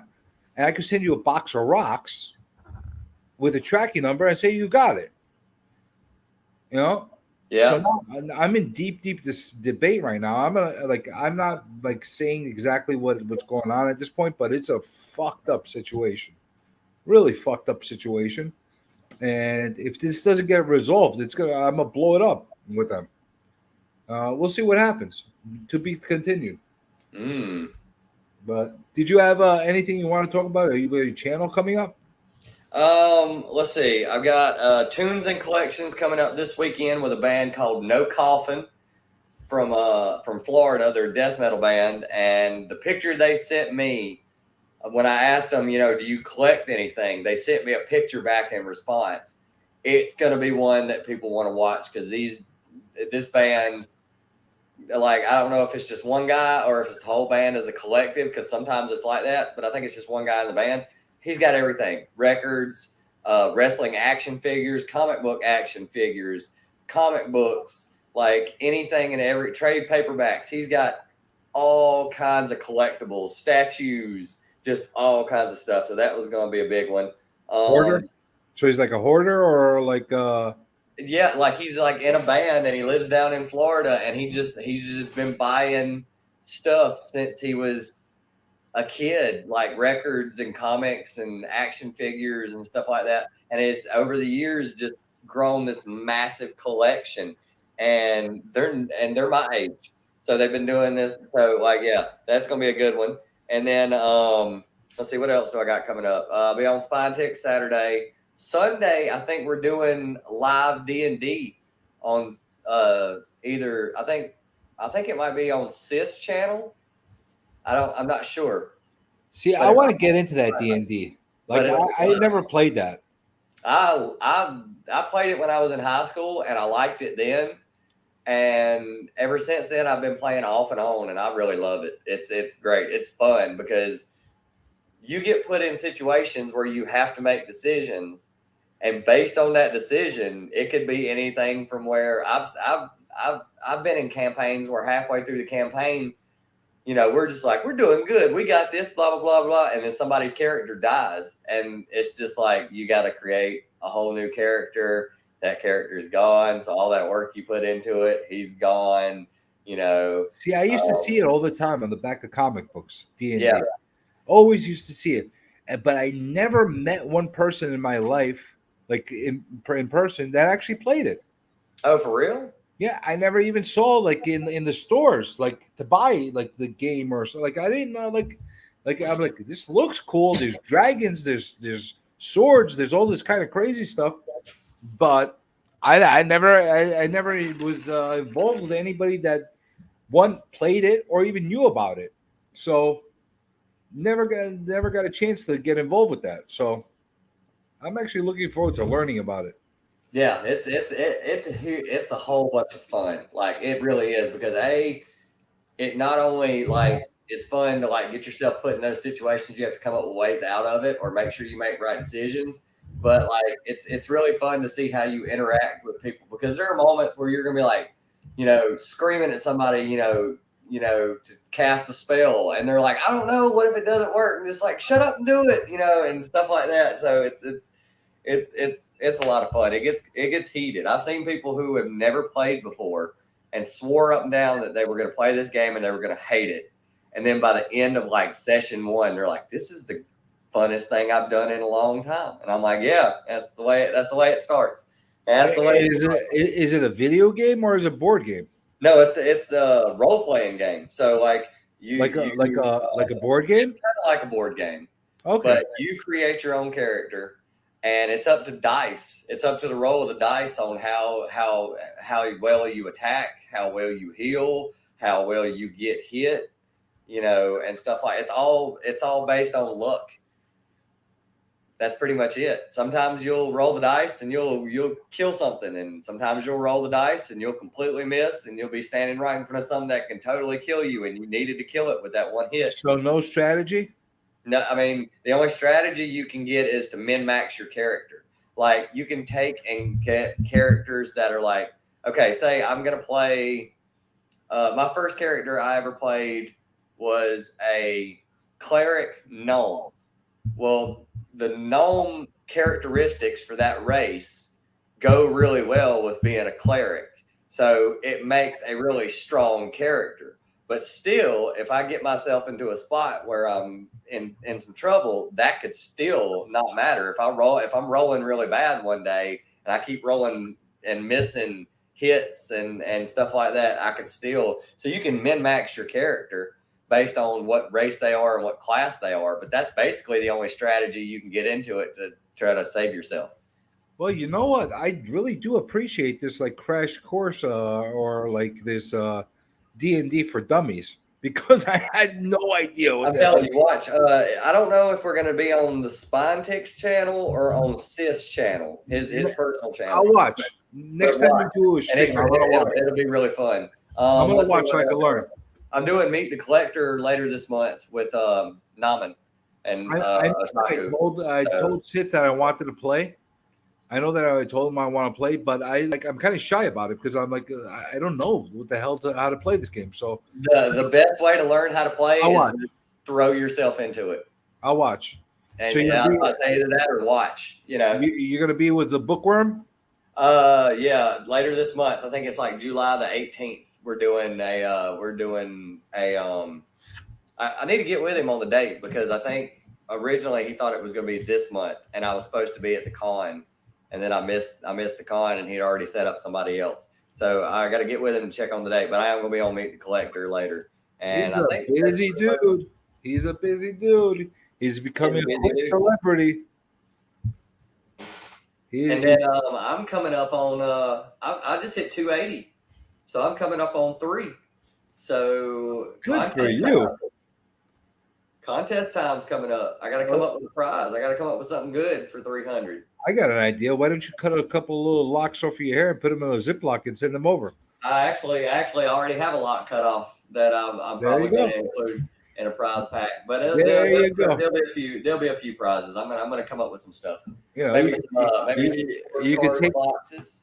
You could draw a Tylox head and put like a piece of your hair on his lip, and then another piece of hanging from the, and there you go. You got your very own hairy Tylox. There you go. So yeah, there's definitely going to be a lock of hair included in the prize, but there'll be other prizes too. There's going to be I'll probably buy some sports cards boxes, a box and give away it, and then I'll figure out something as far as like a grand prize, because last time I basically gave away a book that was worth, I bought $100 book off of eBay off a seller that I use that works for he worked for Overstreet or works for Overstreet, so his grading and his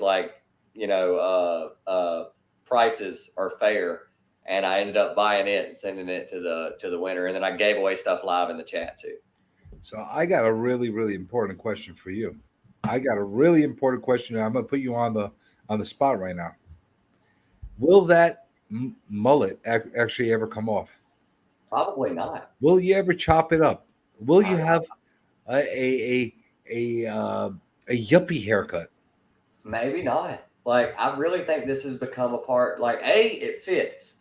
Like, if it's really funny because the girl I was seeing at the time, when I messaged her and said I got a mullet, she's like, "Oh man!" And then I got home, and she was like, "You know what? It fits. It actually fits." So I think the mullet's here to stay. I don't think it'll ever go anywhere.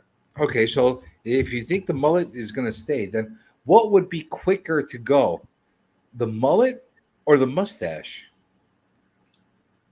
And don't say it'll grow back right away. No. If you get rid of the mustache, it has to be gone for a year at least. Same time of your hair would grow back.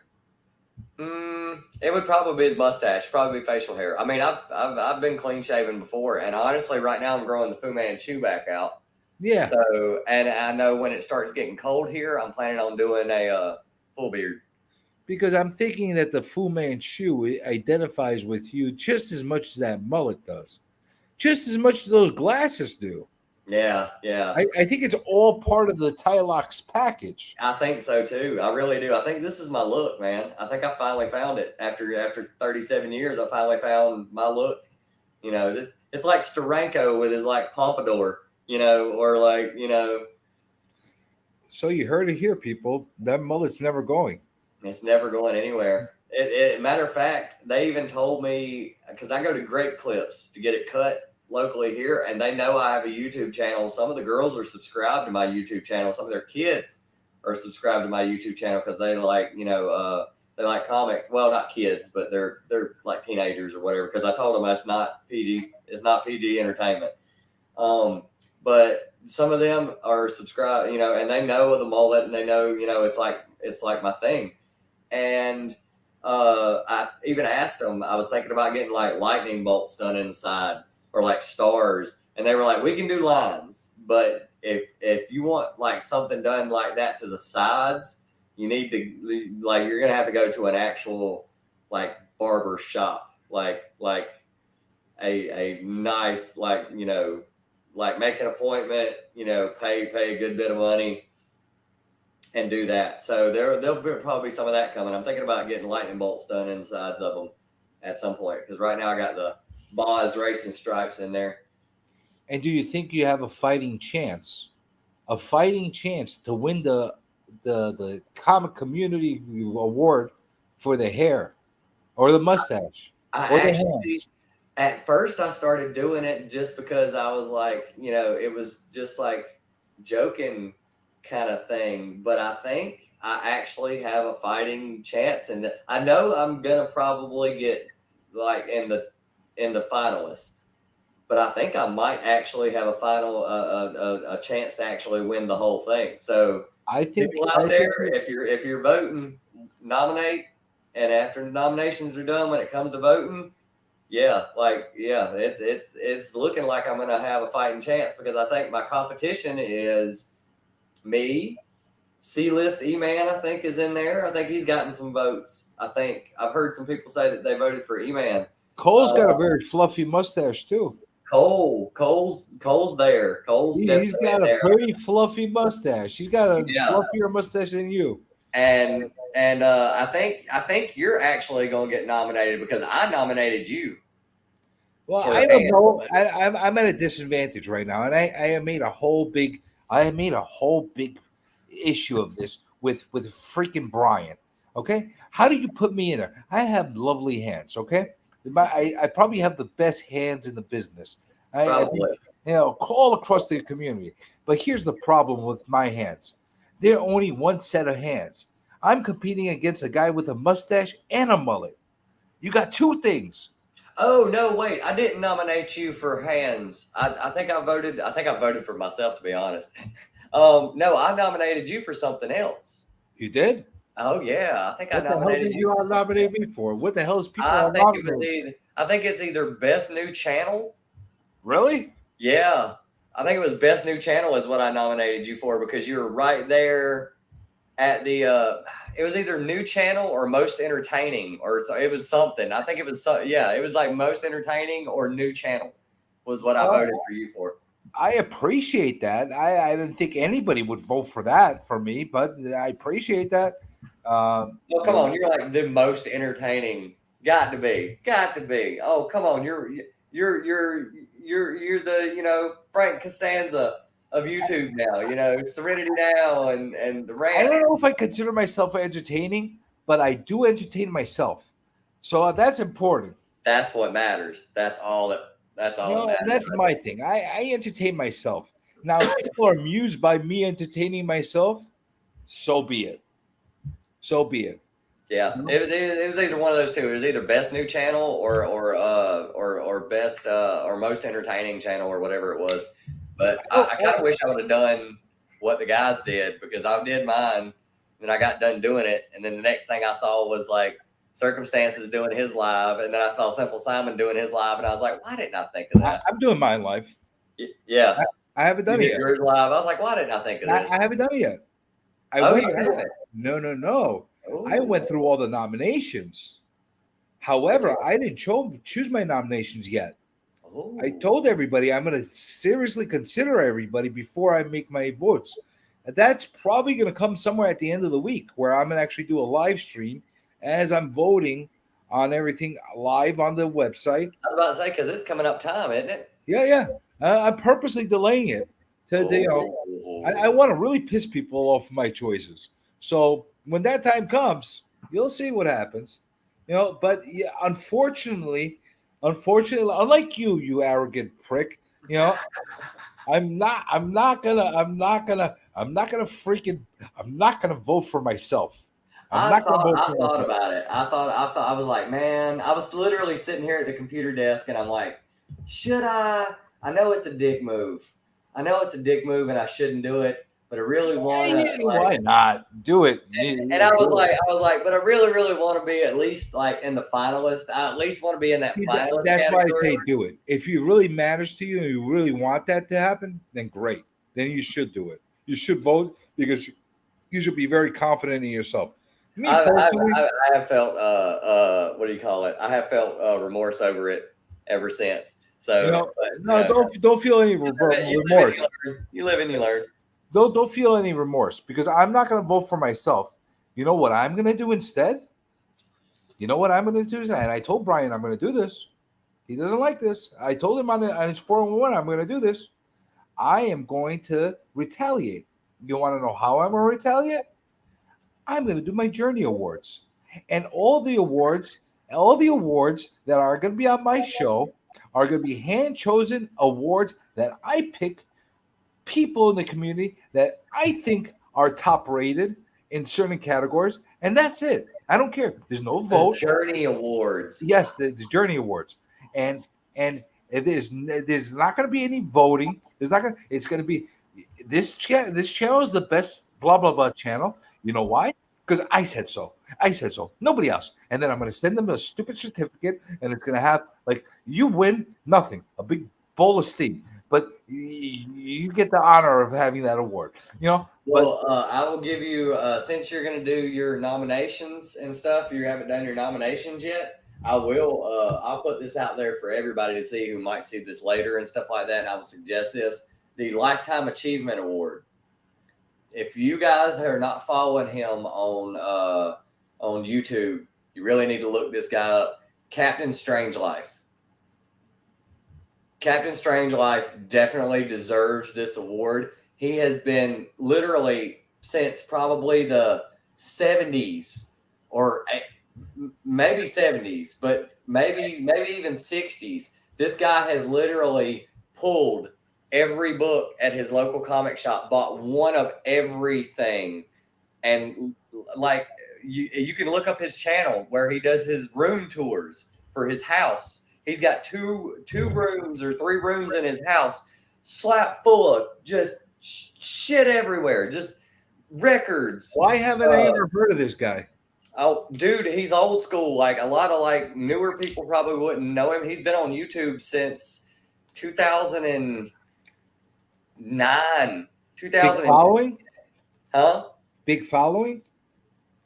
Do what? Oh yeah, he's got over 1,000 subs. He doesn't have 15K or anything like that, but he had 1,000 subs back when I first started on YouTube, and that was when nobody had 1,000. I'll tell you what, I will check him out. I'm pretty confident my Lifetime Achievement Award is pretty much cemented of who I'm going to vote for, and I said that during my review of the nominations. Yeah.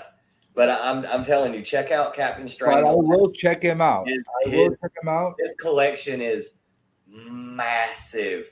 And right now he's in the process of wanting to move to another house. And he literally said, I have no clue how I'm going to do this because I have and people have asked him, are you selling stuff? And he was like, I always sell stuff, but he's got 4 copies of ASM1. He's got 4 copies. He's got 3 copies of AF-15 because over the years he just bought them anytime he saw them. And he's got old CGC slabs of these books when they first came out and stuff like that. So dude's collection is massive because he always does sell stuff on eBay because he's got an eBay and he sells stuff from time to time.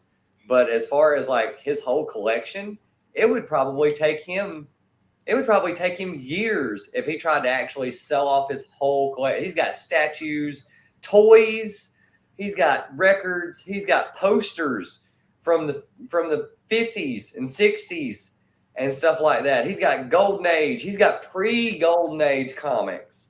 He's got Platinum Age comics. He's got his collection is massive. If anybody really deserves to be up there in the nominations, it would be Hans, man. He actually sounds like a great candidate for the Comic Journey OG Award. Oh my God, that's great. That's incredible. And I will definitely check him out. However, I believe I'm going to stick to my I got to check him out. I might be persuaded to think differently, but my nomination for the Lifetime Achievement Award as of now. I have not put the vote in yet, and everybody will see it live. As of now, unless something changes my mind or persuades me, is going to go to Comics Explained. Oh yeah, yeah. Oh, that's definitely one. Oh You know, yeah, because one, it gets no love from our inner circle, our little I love Comics Illuminati. Explained. Nobody really talks about it because it's such a big, huge channel. Yeah, And I think so. What it's a big, huge channel. It still deserves to have like uh, some kind of accreditation. it's an incredible channel if you're looking for new stuff to get into, because like especially storylines and stuff like that, like Yeah. these books that are like big key books that you wouldn't necessarily like. Yeah, Not only that, you see how he narrates it? He like yeah, loves that. This guy is yeah, like loving it. He's yeah, like laughing by himself. He's like yeah. he's having it's a business for him, but at the same time, he's enjoying the shit out And of he it. loves comics, and he's read all this stuff. You can tell he's read all this stuff because he's having to explain it. So he's at least had to at least read it digitally or in trade paperbacks or in like omnibus form or something. When you're hearing him say, "Let me tell you something," "Let me tell you something," like whatever he says, he's awesome. I don't know. Yeah, I love him. that's So a good one. That's I, really I good. was just aggravated last year because I was on the board last year, and I got to see like how many votes everybody got and individually previous to the nomination. You know how many nominations the Comic Explains got? How many? One. You know who that came from? You? Yeah. Yeah. Hans. I voted for Hans last year. I nominated him last year, and nothing against Bueller, and nothing against Comic Tom, but they're still young to this. Well, Comic Tom is definitely young to collecting because he doesn't have the years in it. Yeah, but no, he actually does because he's been doing this since a kid. His Well, father yeah, used he's to a have kid, but his father you think used to have about a like LCS. Bueller. How old is Bueller? How old is Hans or like Oh yeah, don't get me wrong. I'm with you. Like these guys, they've been doing it for a while, but I think certain brands need to be, if we're gonna do a true lifetime achievement or a true lifetime achievement award, we have to start and rewind the clocks and hit the OGs. Yeah. But we also have to hit the ones that are not only the OGs, but they're the ones that actually impacted the community. Yeah. Now, Comic Tom, I will give him that. He's literally, because when I came back in, I was like, who is this guy? And I started watching this, and I was like, years ago, we would have never, I think the most thing that we did years ago was like, they had a thing where it was Comic Roundtable, and you would show books you got that week. It didn't have to be new books. It could be older books, but you would show books that you got that eventually it turned into just new books. But you would sit around with like 3 other people and you would show what you got and why you got it. Do you see how excited Tom gets into this stuff? Yeah. The guy's the most flamboyant. He's like flapping around. He's like freaking out. Yeah, it's a business. Okay. Yeah. So all you people that are like butthurt and stuff like that about him promoting his product and stuff like that, he's not lying about it. He's telling you that this is his business. This is his livelihood. This is how the guy makes his living. But just because it's a business doesn't mean that he can't be excited about what he does, because he is. Now, what I'd love to see is if what people are speculating or what people are saying now that the market's dropping. I would love to see if he continues doing the show that he is doing after the market, if it does drop really hard, if he continues doing what he's doing, he gets buku's amount of respect from me for keeping his stuff going, because then it proves it's not just mostly a business. It's something that he actually loves doing, and it's part of him now. It's him. It's who he is, Well, he's already changed gears over the past few months. Instead of only doing the top 10 hottest books of the week, he added another weekly show to the top 10 coldest books of the week. Oh. So he's already being preventive. He actually is. That's genius. He's on the ball. So yeah, he looks like he's here to stay. Then look at this guy. We got Mad Spidey. Look at Spidey. Look at Mr. Australia over here. What are you doing? Hey, mate. What are you doing? What are you doing up? He's probably throwing another shrimp on the Barbie. Oh, look, he's riding a kangaroo somewhere. But I call it that's nice to see Spidey on there. I guess Always nice to see I'm Spidey. on Australian time. That's probably why. Yeah. I'm probably on his time. That's why he's probably enjoying this. But yeah, I mean, there's a lot of different channels out there that like really need some acknowledgement. Comic Yeah. Time, I think he will survive because he's got a well thought out business plan, and it's 6 p.m. over there. Look at this guy, 6 Oh, p.m. wow. over there. How many hours difference we have? We have 14 hours difference. Yeah. Well, it's also another day there. I'm trying to figure out why is it? Yeah, wow. It's almost 14 hours difference. Spidey, how hard did you laugh when I said throw another shrimp on the Barbie? Do y'all even say that? Like, is that even a thing y'all say? Well, maybe we could sing him a song like the tiny kangaroo dance. Oh, well, how's that song go? With the I have kangaroo. no idea. No, either that or we could start. We could start singing Men at Work songs. Spidey, there you go. That could be a new content thing for you, where you do like Australian like nursery rhymes and stuff like that, and stuff we would have never heard before. I come from the land down under. Oh my God! I mean, let's not forget that AC/DC is from Australia. Nobody says it. Nobody says it. Nobody says. Okay. Well, In Excess was from Australia as well, weren't they? They were. Yeah. And I love In Excess. They AC/DC. I mean, come on. Here's a weird one. Keith Urban is Australian. You know who else was from Australia? Kylie Minogue. Oh yeah. And she's super hot. Yes. So, she's like the Australian Jennifer Aniston. She's gonna be hot forever, no matter what. I don't know. She's hotter than Jennifer Aniston. I don't care what anybody tells me. Yeah. Well, yeah. Yeah, she's still hotter than that. Yeah, but that's what I'm saying. She's got that longevity because Jennifer Aniston still looks incredible for her age, and so does Kylie Minogue. I don't know. Australia has a real good habit of producing very, very hot women, hot, athletic-looking women. For some reason, I don't know what you gotta be. You gotta outrun kangaroos and like koala bears. You gotta fight koala bears and outrun kangaroos. I was about to say, like, they have the most deadly animals on the planet in Australia. Like, you gotta kick a crocodile's ass. You gotta do all kinds of stuff down there. Yeah. I'd love to go to Australia. That's on my bucket list.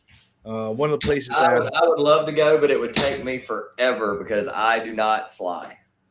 Well, never? You never got never. I will never fly. As a matter of fact, we had the discussion when I was in a band if we ever got a chance to do a European tour. They were like, "How are you going to do that?" And I was like, "We have boats. I will literally take me a cruise to Europe and meet y'all there. Like, y'all can fly all y'all want, but I'm not getting my ass on a plane." Yeah, that's a little nuts, man. Why aren't you going to get on a plane? I can't do it. I have it's safer to getting on a plane than a freaking car. Well, the way I look at it is, okay, it might be safer as far as you have less chances of crashing, but if you look at survival rate, if a plane crashes, you're pretty much dead every time. But I've been in I've been in like 5 car wrecks in my life. So yeah, but I get that it's pretty safe, but at the same time, I have this. I wouldn't call it vertigo because I don't have vertigo. Well, you think you're gonna have a good time in a freaking boat across the Atlantic? Oh yeah, because I can chill by the pool on the boat, and you haven't taken a boat over the entire Atlantic. It's a little different. Yeah. So But I've got sea legs. I'm not worried about that. But I have a thing where, like, even just thinking about getting on a plane and going that high up makes me feel like I want to puke. So it would at least take me. There you go. You're in the same company as Ron Lim. Yeah, That's it makes me nauseous to even think about it. So if it makes me nauseous to even think about it, once I'm actually boarding the plane, I don't want to like flip out and like have some marshal like tase the crap out of me because Is Ron Lim Australian? huh? Is Ron Lim Australian? Maybe. That's interesting. I didn't know that. That is very interesting. Because it wouldn't be if he lived here, he shouldn't have a problem with it because you can train ride and still get across the country in what 2 days? Yeah, you can find it. You can Uber it. You can do anything. Now these days. But Amtrak is like $99 anywhere, aren't they? Maybe. I don't know. Oh, he lives in LA. Oh, he lives in LA. Oh, All okay. right, that makes sense. That I was about to say, I didn't literally think he was Australian. I was about to say he could literally Amtrak. I mean, they did just have a train crash, but Yeah, I if mean, he really wanted to do East Coast, he could find a way to do East Coast. Yeah. You can do trains.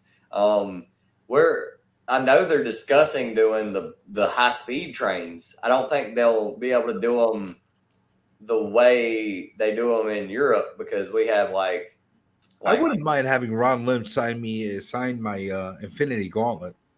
I was about to say I'd get him to sign my my She-Hulk Avengers book, the big thick Avengers square bound that just came out. I have the Ron Lim She-Hulk one.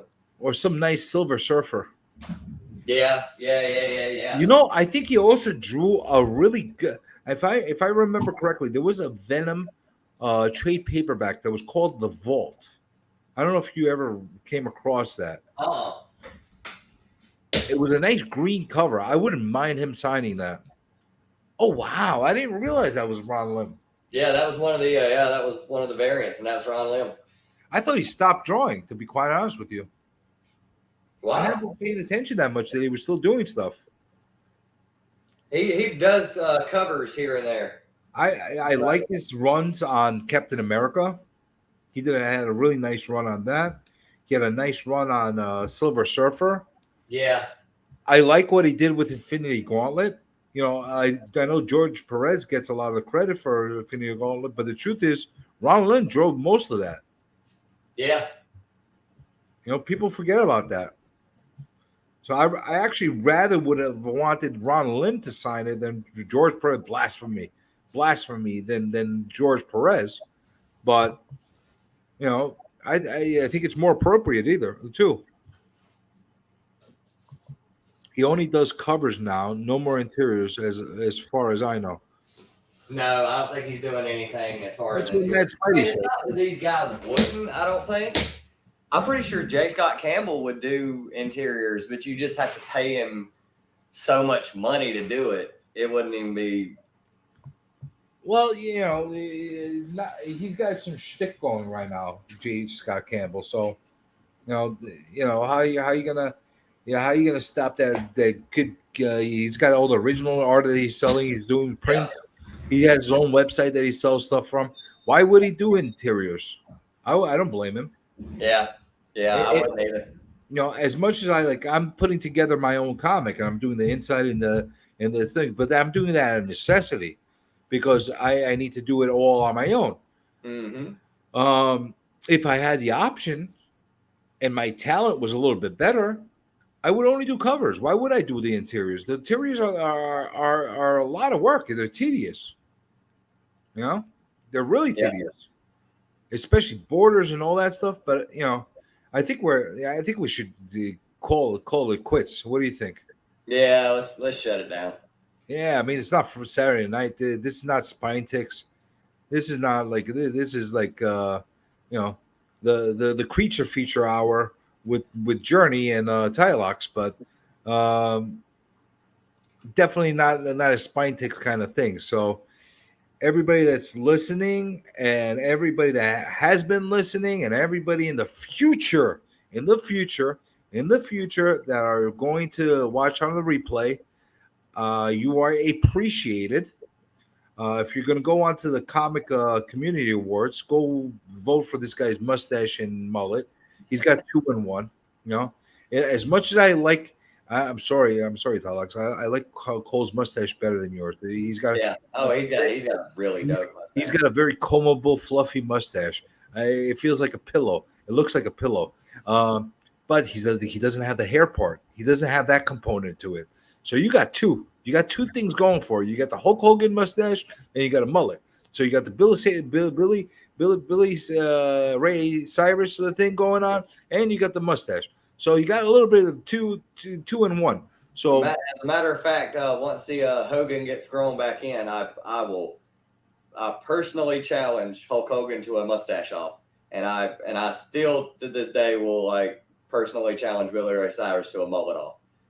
well, You gotta recut it because now his hair is just long. It's not a mullet. you get yourself into a competition form, and we'll see how we can arrange that. We're gonna have to hashtag a whole bunch maybe. You know, my hands are the hands of a model, so we don't have to say anything more about that. You don't have to vote for me. To be honest, have you started getting pedicures? I mean, manicures? Do my hands look like they freaking get Look at these. Do these look like they get pedicures, man? I got like blisters all over the sides of my fingers and my. You got to get them done, man. You got to go get them done. What are you talking about? I got real man hands. And these are man hands. These are man hands. I'm not gonna sit there and oh, look at it. I'm not gonna do any of this. I'm not. What do you want me to go? One of the little Chinese boutiques where they go and say, they will hook you up. They will hook you up. Now I don't want to do that. I'm not doing that. You know, these are man hands. These are man hands. These are my hands are not as rough as they used to be. They're not because like I'm a real estate agent. You know, what do I do? Like I don't. But I used to work a lot with my hands, and so I don't really. I sign contracts now, and I sign listing paperwork. But I don't really hammer and stuff like that the way I used to. But they still got some. So they still got some wear and tear on them. But this is character. This is character. See, you got to see some veins in your hands. You got to see a little bit of scruffiness. Otherwise you don't. You're not a man. That's how it works. You have to have some rough hands. Everything else is like the little boys, and like pampered people and women. I've seen some women that have harsher hands than me. So let me see your hands. Show your hands. What you got, lady hands? Huh? Let me see. No, I got gnarly. You got some interesting skeleton hands. What the? Yeah, dude, I got some grips going on here. Look at his hands. Look at those. Look. Show your hands. Like do that. Like look at do that again. Oh, like crap. Look at my knuckles. Look. Jesus. Oh.